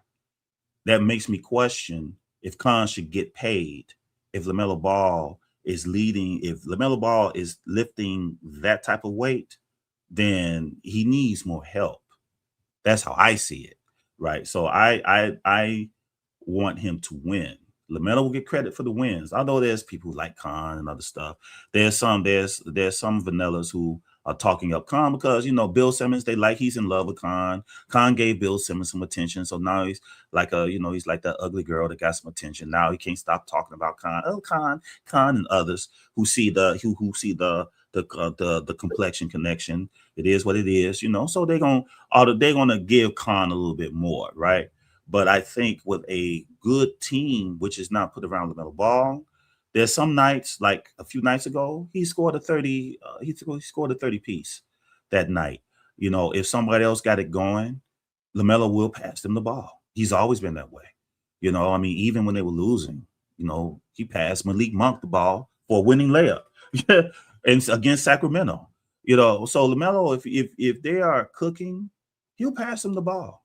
He'll do it, and I think LaMelo, and thus, of course, I think this comes also with experience too, Dex. I think as he embraces his role, I think there are times when he'll say, tonight I got to do it. They ain't got it tonight. Tonight I'm going to do it. And I think also the way he's playing right now, Dex, regular season, I'm okay with it, Dex. Playoffs, I want him to raise his game then. Be more aggressive in the playoffs. I would like to see that more so from LaMelo in the playoffs. Take more shots, hold the ball to yourself a little bit more in the playoffs. In the regular season, especially to maintain his health and his minutes, if Khan is cooking for a stretch, I don't mind him cooking for a stretch as long as we win. Let them cook. And LaMelo can be nice and fresh for the playoffs where he can take over and bring the trophy home. And he's still seen, even with these numbers, he's still seen as the engine of the team. They can't deny that. They've tried to, but even their numbers, they can't deny that without LaMelo, the whole floor falls down for the Hornets without LaMelo being the engine.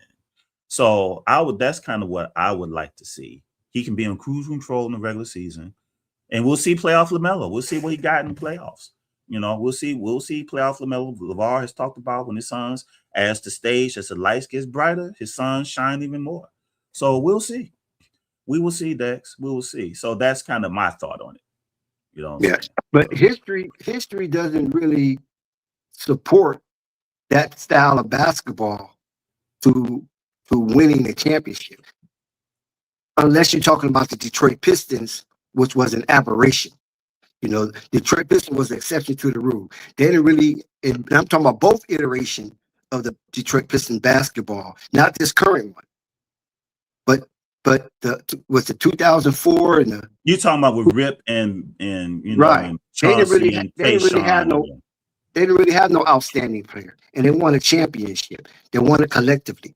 And then even with the Isaiah Thomas version, with Lambeer and Vinnie Johnson and Sally and Mahorn and Rodman and Dumar, they didn't really have an outstanding player. You could say Isaiah was the outstanding player, but night in and night out, Isaiah wasn't always the lead scorer. And then if Isaiah was the lead scorer, he was only scoring in the mid-20s. You follow what I'm saying? Because you had Dumars and Dantley. Yeah, that's what I'm saying. Exactly. You had Dumars, you had Vinnie Johnson, you had Isaiah. Sometimes Bill Lambeer was the lead scorer. You know what I'm saying? So they've done it collectively. But that's the only team that I can recall in history of winning a championship or multiple championships that done it collectively. When you look through the annals of history of the 75 years of the NBA, and especially if you go over to the ABA, you know what I'm saying? You're going to have that one outstanding player, and then you're going to have a collection of other players who are good. And that one outstanding player is going to be coupled with at least one all-star besides himself. I haven't never seen a team win a championship with no all-stars. So someone has to really step up and be the main ingredient into baking a championship cake. And I think LaMelo Ball is capable of that. That's the only thing I'm seeing. I'm hoping LaMelo Ball is capable of that. But in order to prove that, because he hasn't proven that, in none part of his LaMelo Ball basketball career has he proven he can spearhead a winning team. He either had his brothers with him or the team sucked. So when are we going to see this version of LaMelo Ball spearheading the team and being up there with the elite scorers? We always talk about it. Oh, yeah, potentially he can do it. Okay, we've been talking about potential for a long time. So when are we going to get to the kinetics, right? Okay, potential energy is good, but potential energy ain't nothing with compared to kinetic energy. So when are we going to see that kinetic version of LaMelo Ball actually leading the team? Not associated, but actually leading the team hands down to a winning situation and placating himself amongst a winning culture and being pliable enough, bend but don't break, to coaches that might see a little different than him when it comes to defense. Because most coaches probably don't really tutor him offensively because he's an anomaly, right? He's an anomaly offensively. We saw how he was dribbling that ball tonight against Jaylen Brown, and Jaylen Brown was befuddled the way he was crossing, going between his legs. And Jaylen Brown is one of the defensive players of the year candidates. And we see what he was doing to him. We see what he was doing to Cade Cunningham. You follow what I'm saying? With that type of height LaMelo have, and the speed and agility and that swiggle. So he's an anomaly on that, right? So too many coaches can't really tinker with that. So they kind of focus on his defense. Okay, cool.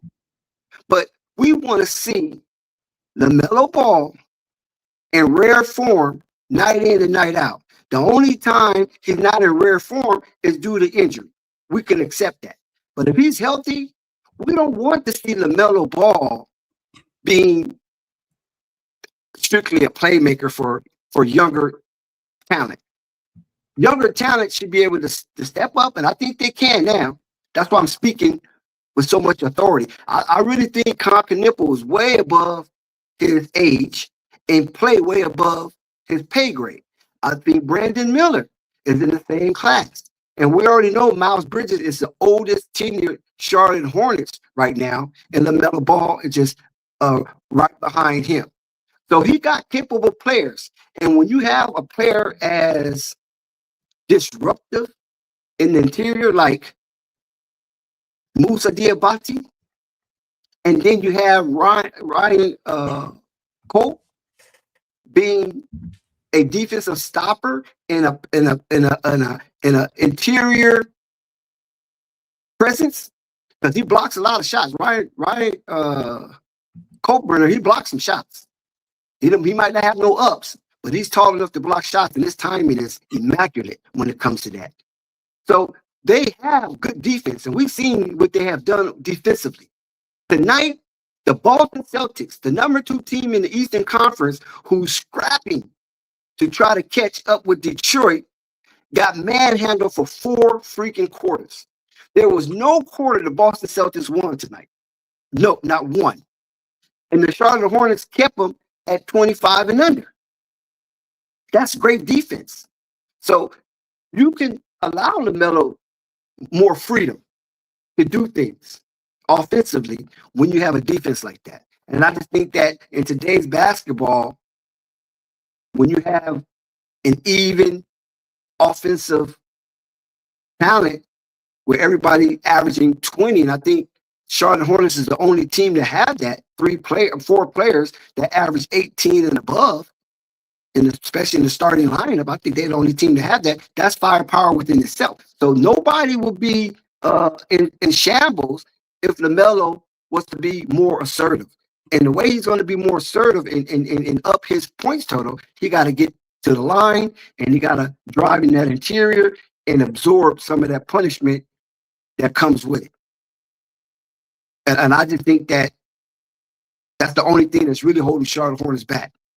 It's not Khan, it's not Miles, it's not Diabate, and it's not Brandon Miller. I think it's LaMelo Ball willingness or unwillingness to really spearhead the team because they're looking for a leader. That team is still looking for a leader. Leadership is not established yet. They still looking for a leader. Yes, they have some vocalization in the locker room with Miles Bridges. Even Brandon Miller, I heard, is really stepping up with his vocalization. And then you have LaMelo Ball sometimes only when he's frustrated. It's not like it's a common thing to hear from LaMelo Ball in the locker room. It's not. Only if he's kind of frustrated and he might be jarred a little bit, he might speak out. But we need to get more leadership on and off the court with LaMelo Ball. And maybe he needs to walk a little more and drive a little less.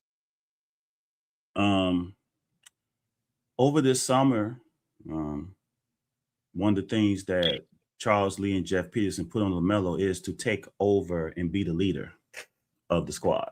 They put that on him this summer. Grant Williams has had events where, see, because the thing that LaMelo doesn't do is kiss and tell everything he does. You have to hear from other players. So Grant Williams has said on certain things that he's had, LaMelo has been facilitating a lot of some of what his stuff that he does over the summer. Grant said this, right? Grant said recently, right in the face of Jeff Teague and some of the haters at the 520B Hen, who had to change their tune.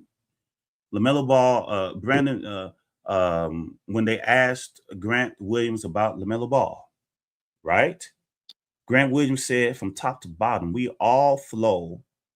LaMelo Ball is the one that we flow through. Now, Kobe White just said on his press conference, they, with LaMelo Ball's energy, right? His energy is such that you cannot, like, if you have a negative vibe, you can't be that way around LaMelo Ball. He imposes joy on that squad, right? Brandon Miller used to say, well, I'm a leader, co-leader. Brandon Miller recently said, as LaMelo goes, we go. He said he's our leader. So leadership is established in the Hornets. It is LaMelo Ball. That is there is no question. There is no one challenging him there. Now, style of leadership, we can discuss style, vocal, nonverbal, lead by example. Those things I think can be discussed, but he is the leader. He is the leader in there. The players have said so. He's leaned on in that way, and leadership have said so as well. So no, he is a leader. He is the leader. Over this summer, when Charles Lee was discussing plans for this season, Charles Lee publicly said, me and LaMelo Ball had dinners over this summer. Not me, LaMelo, and Brandon, or anyone else. Me and LaMelo Ball had discussions about what we're going to plan for this season. So he has the leadership there, inside and out. He has the players there.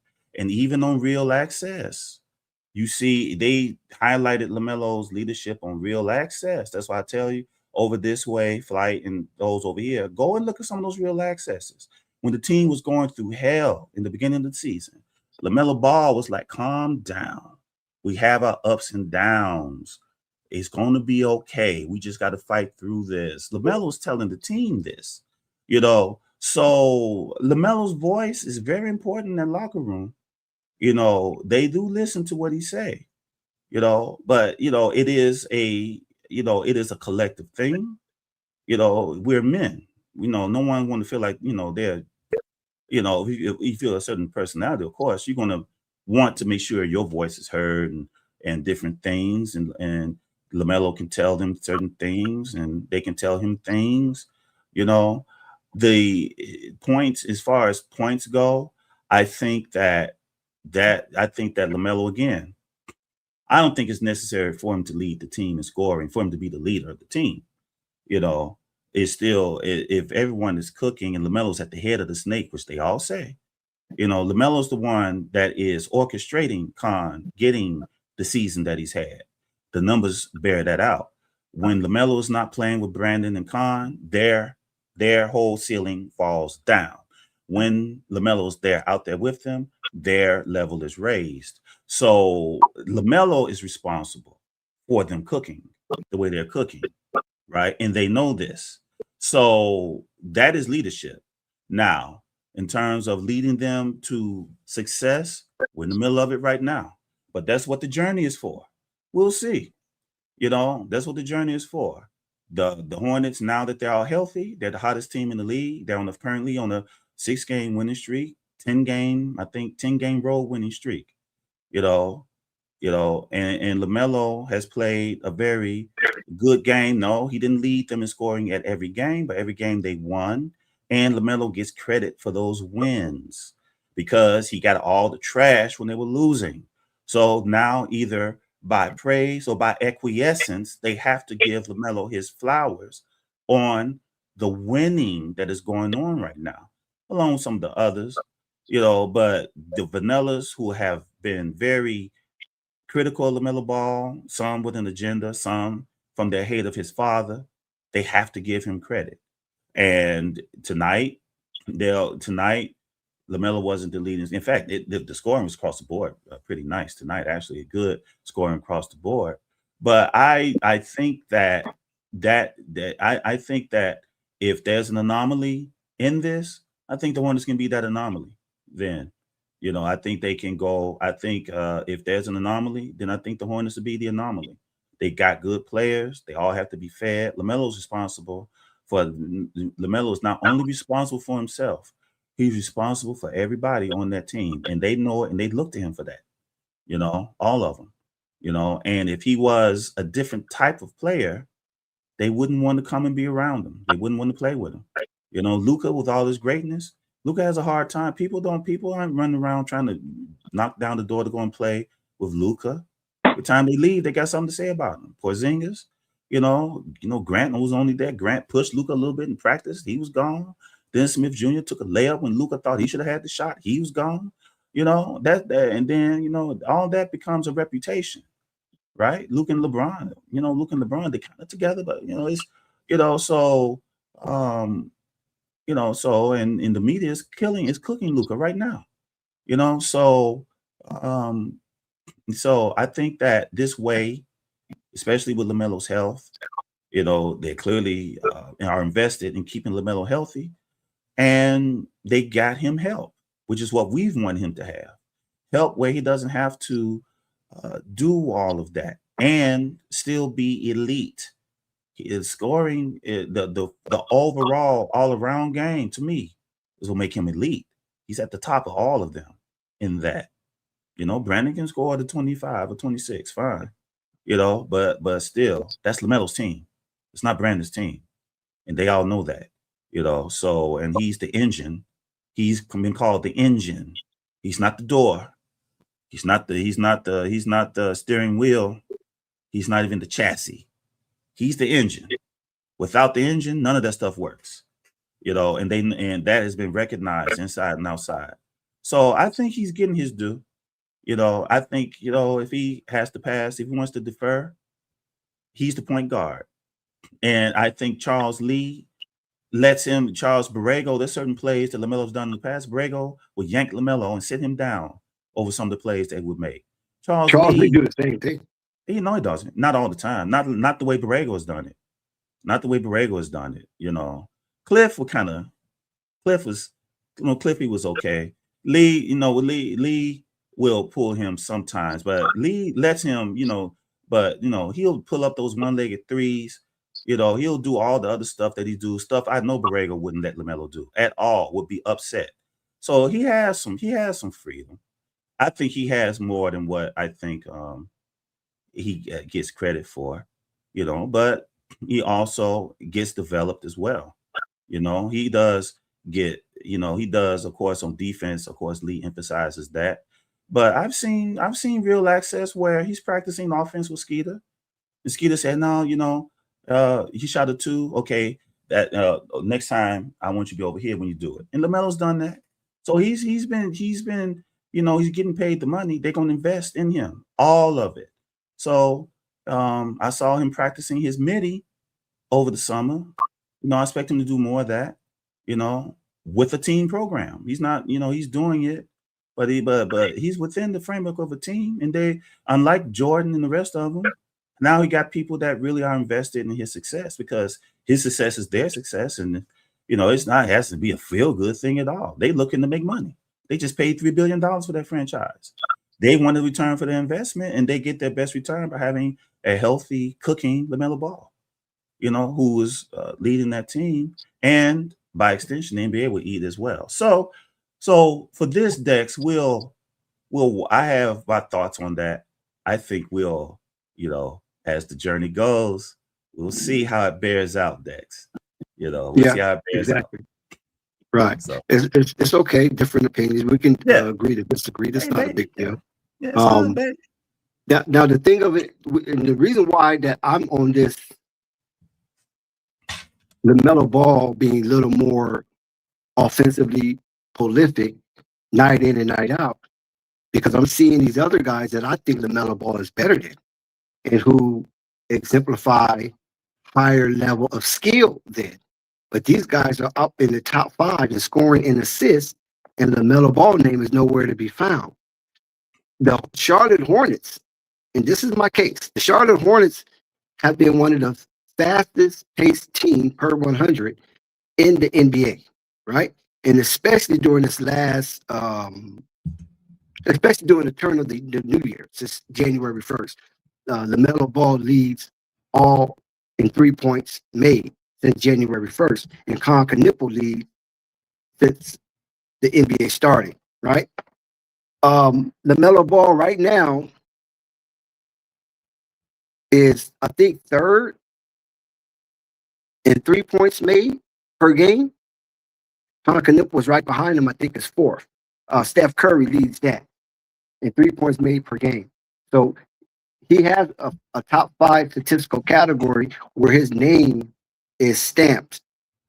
But we need him to be a little more productive and get in other categories like points and assists. The Charlotte Hornets average 116 points a game.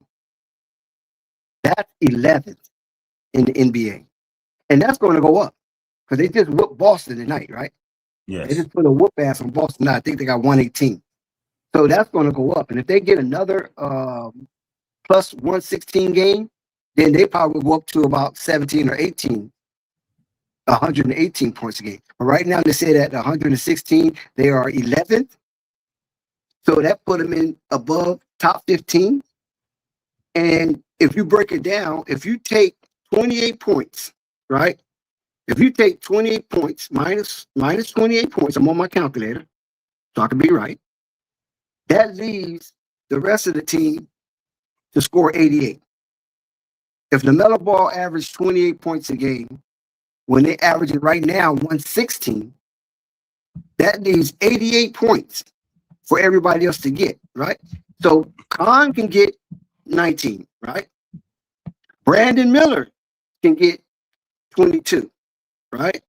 That leaves 47 points on the board. And then you could say Miles Bridges can get 18, right? So that leaves 29 points for the remnants, right? So Diabate, 10, right?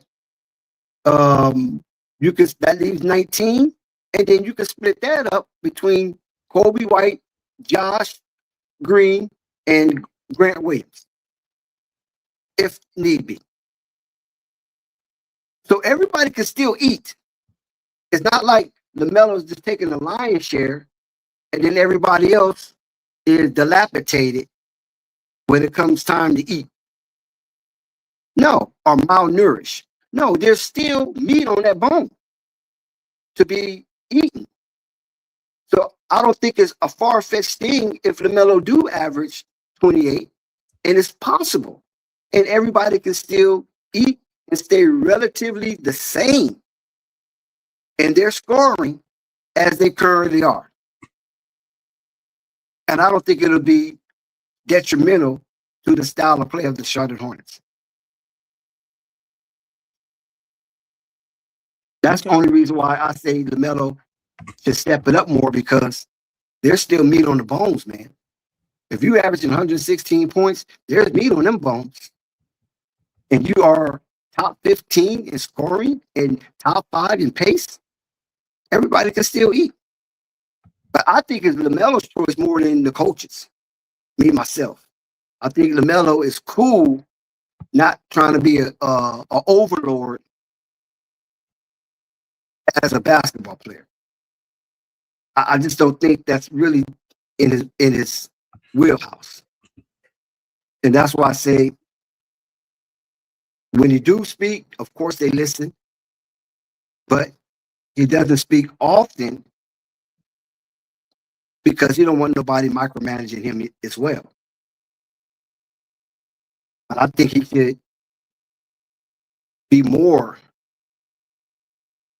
assertive on the court as well as the locker room, and not just, shake everybody's hand, smile, go home, and just do his thing. I think he should be a little more, because even with James Borrego, LaMelo was a community activist. But since you don't really see LaMelo too much doing community things, even in Chino Hills. So at one point he was very involved in community affairs and dealing with those who have less than. But now, I don't know if he just focused on his cars or he got a different outlook on life, but you don't see too much charitable work from LaMelo off the court. Yes, And he just did something in LA though, didn't he? During the All-Star break. Or was no, that that was thing? with Puma. That was Puma. Okay. Yeah, that wasn't charitable. That was trying to get a bag. Okay. That was introducing new product. I know. What I'm saying? He was pushing weight. Okay. Well, we'll see, Dex. I don't think it's. Yeah. I don't think he should be the leading scorer on the team that's loaded. But, Right, but you understand where I'm coming from, though. Even though you disagree overall, but you see that once you break it down, it's not that LaMelo being that type of scorer, he's being greedy and just taking a lion's share of the pie. There's still a bunch of slices left of that pie that everybody can eat off of and still average what they're currently averaging right now. So they don't lose anything. The only thing that might slimmer is the bench. The bench, what's left for the bench. And I think Kobe White can handle that. I think Josh Green at times can handle that. And I think Grant Williams at times can handle that. So that shouldn't be an issue either. And I don't know what's going to happen with Trey Mann in the future. It looks like his days in Charlotte might be over with. Yeah, I think Trey is done. It's kind of sad because I like him, but now he's going out looking like Kobe White. If the coach ain't careful, they're gonna say, "Hey, Afro, go into the game," and Trey Mann might go in when the coach meant for Kobe White to go in. So he's looking like Kobe White. At first, he wanted to look like Allen Iverson. Now he looks like Kobe White. So this guy's a chameleon. I don't mess with Afro about Trey Man. Young, Trey Mann. I don't trade Afro Man. Don't mess with him, Dex. You know what I'm saying? You can't be nobody else because they already taken. So you might as well just be yourself. Yeah, I think they've given him chances, but yeah, but that's what the journey is for. We'll see if it evolves. We'll see how it evolves. Now they got a good squad. We'll see how it evolves. We'll see how it goes. We'll see. We'll see. I think Lamelo leaves a lot on the table. I think he falls in love with the three a bit too much. I think he leaves money on the table in the mid range. I think if he would explore the mid range a little bit more, I think his scoring average would go up just off of that. A lot of this, if he would mix it in a little bit, I think he can get money on the table from the midi, and also that's where the fouls will come as well. 3-point shooters. You can get a 4-point player once in a while. The fouls and the midi down. That's where the fouls are. That's where you collect your fouls. If you're out there by the logo shooting, a fool is gonna, they're taught not to foul a 3-point shooter anyway. So hopefully he'll work to get in, especially on mismatches because of his height. He'll work to get in more into the post. Cade Cunningham goes to that post almost exclusively. He doesn't have a saucy dribble like Lamelo has. So he uses his body in that post game very well. He does. He plays like a big guard. So from that point of view, I can see it from there. But, if it ain't broke, I say let him cook. And then once adjustments are needed, then we can make the adjustments. If they lose and they need to make other things, but again, we'll see, Dex. We'll see. This will be an ongoing conversation. This is a good conversation. Because most teams don't take the Hornets serious. They don't believe what they're seeing. They think they're under the guise of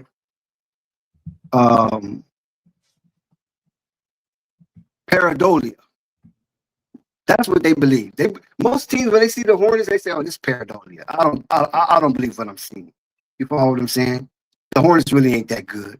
They really that road streak ain't really all that. That win streak wasn't really all that, and this current win streak ain't really all that. But once they play them and they start showing signs of exhaustion, then they know the Hornets is real. They're like, "Oh my God, I can't believe these guys running up and down the court like gazelles, like it's the 1984 Olympics in Los Angeles, where you had Carl Lewis and the Ben Johnson. 88, when you had Carl Lewis and the Ben Johnsons of the world and the Ronaldo Nehemiah, you know what I'm saying? All these fast people.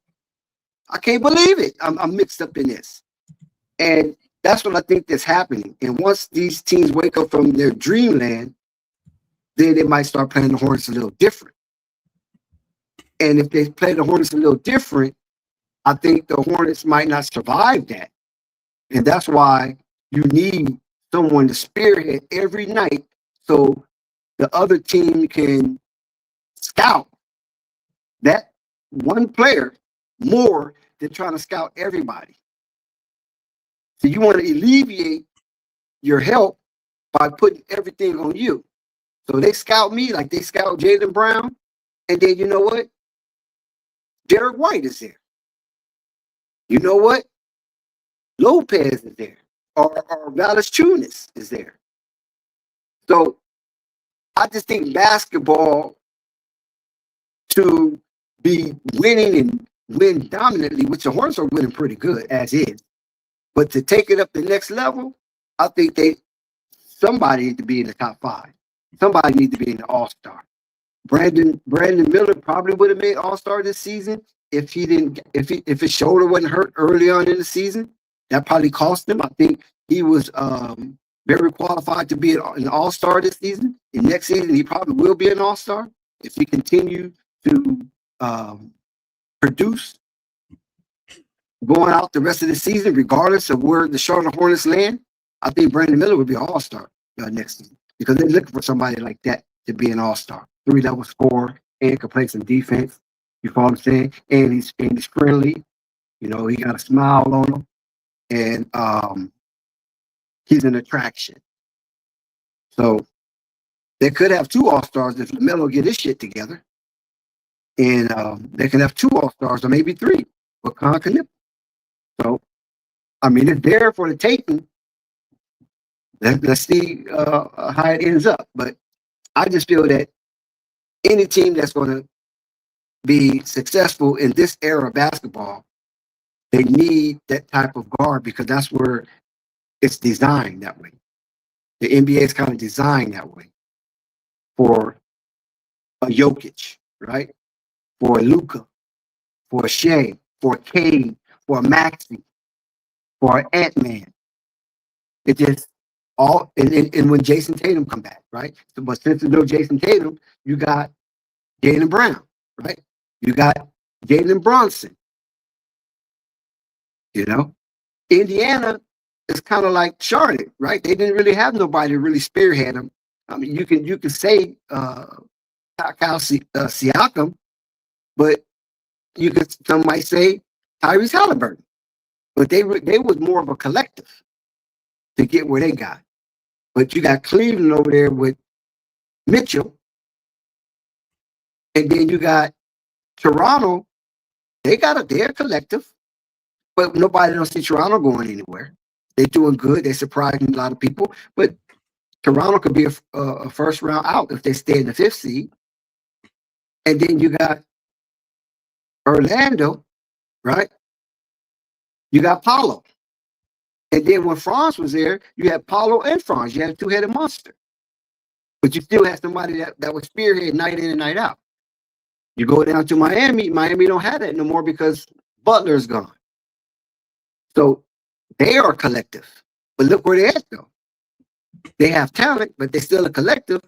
But nobody see Miami being a threat as they did when they had Butler, who was spearheading the charge for the Miami Heat. You got Milwaukee. You already know Giannis, right? Giannis spearhead. And that's a small market. It's just that Indiana, Toronto, and the Hornets. We can't count Atlanta because Atlanta just, they make trades, so they're a different team, but they win about collectively, but they're different. But prior to that, it was Trae Young spearheading night in and night out. You already know it's Trae Young, right? And they were still making play-ins, and they went all the way to the finals with that type of an offense. And we already know how the West Coast is. They full of guys with that spearhead in the West Coast. The only team that is comparable to Detroit that kind of, not really Detroit because Detroit got Cade, he's spearheading, and Jalen Duren. But Cade is spearheading, and Cade is a candidate for most valuable player. Right? Most of these teams that are spearheaded have candidates for most valuable player. And it's kind of always been that way through the annals of history in the NBA. A lot of teams that were pretty strong and they was winning collectively, it was never no most valuable player. They barely got an all-star off of that team.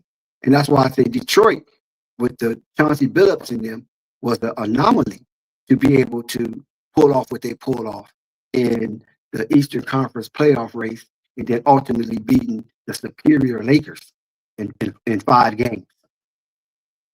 That was an anomaly. With the Ben Wallace and Rasheed Wallace and my boy, Tayshaun Prince, that's my boy, Compton represent, all that type of stuff. That was just so rare.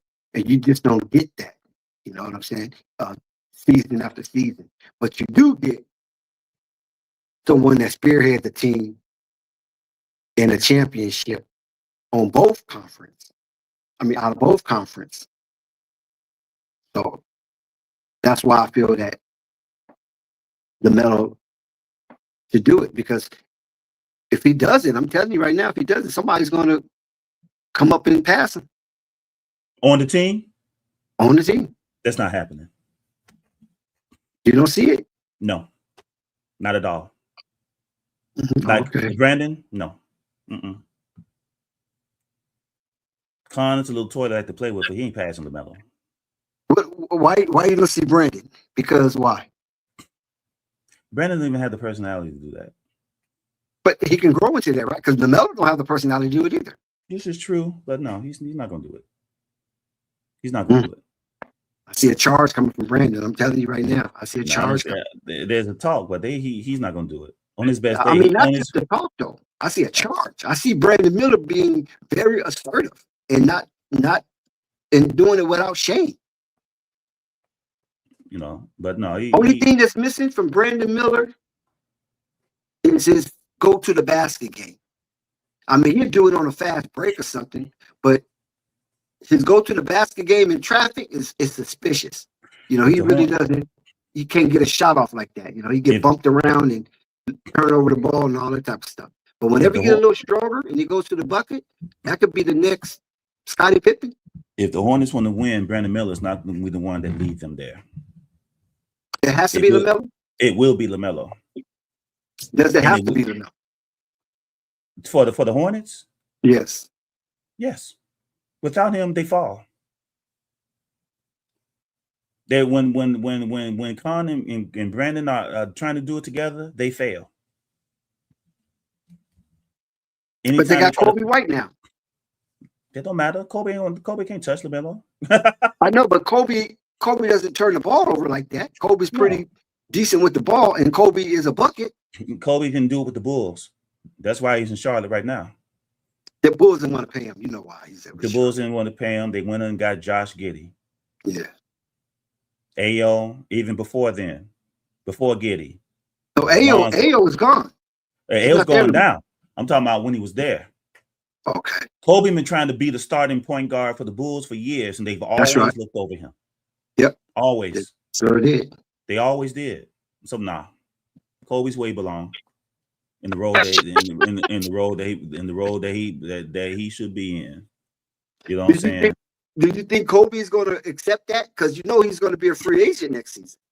They're gonna pay him. They're gonna pay him. They already got that play. You know how these owners, Rick can let the cat out the bag already. They're gonna pay him. That's why Trey is gone. The money that they're giving Trey, they're gonna move Trey out the way and give that to Kobe. They don't give it to Kobe. They already got the plans. That's why they went and got him so they can pay him. Bird rights will take. I think bird rights will make it where it's easy for them to pay him without it hitting their cap or whatever it is. Capologists, they can break that down. But yeah, no. I think early on there was a push. I do agree by Brandon. No, yeah, I'm kind of take this thing. LaMelo's cool California kid. I'm a dude from Alabama, blah, blah, blah. But I think when LaMelo was hurt, especially last year, Brandon had the chance because he was healthy. But he was young.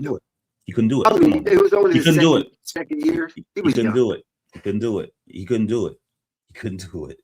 But if LaMelo gets hurt again, I think Brandon Miller is going to average close to 27 points a game. They can hold it down, but they can hold it down. But to go to the places where we want them to go, that don't happen without LaMelo Ball. Okay, let me ask you this then, Chief. Why the hell do Charles Lee take LaMelo out at the end of games when it's close? That's his quirky rotations. That's his quirky ass rotations, Dex. I don't understand that either, man. It's like it's like, and some of it I think is also, I think they may have insight to LaMelo's health, his different surgeries. A part of that may be to kind of keep him where he can be available, by whatever their health people are saying, but some of that Lee does not coach by feel, at least not yet. He doesn't coach by feel. He still coaches. He's AB by the book, A, B, C, D. Okay, by the 9-minute mark, you got to come in next. He does that a lot. And I'm hoping as he evolves out of that and play more of a coaching by feel instead of by the numbers and all that stuff. And also, Charles Lee is not autonomous. Jeff pulls the strings. Some of that is on Jeff too. Jeff pulls. The only reason why Tijan Salon gets minutes the way he gets them is because Jeff has declared Tijan a rotational player. So Jeff want to see his pick play. Lee got to set aside time for Tijan Salon to play and live with the outcome right now. But also, Jeff is cold. He'll leave $40 on the dresser. He'll tell you that you one of the core, and then you be traded to the Lakers on the resend, baby. He'll do that too now. He will get finished giving you a hug, and 5 minutes later, hey, pack your bags. He did Connaughton. I waved you, now I'm bringing you back. I mean, that's how he operates. But no, I think it'll be okay. Hallie, with the style that they play, Hallie got an All NBA and an NBA Finals out of it. He just couldn't close the deal, But he did get an All NBA out of it, So I'm saying it is possible. I don't want Lamelo to fall down to 14 to 15 points a game, But I think that, you say 28. I think more of a 20 to 23. I think that's doable. And everybody else can cook and they can win, and he'll get it, and he'll get credit for it. No one will over there. Brandon Miller, as Brandon grows, Lamelo also is going to grow.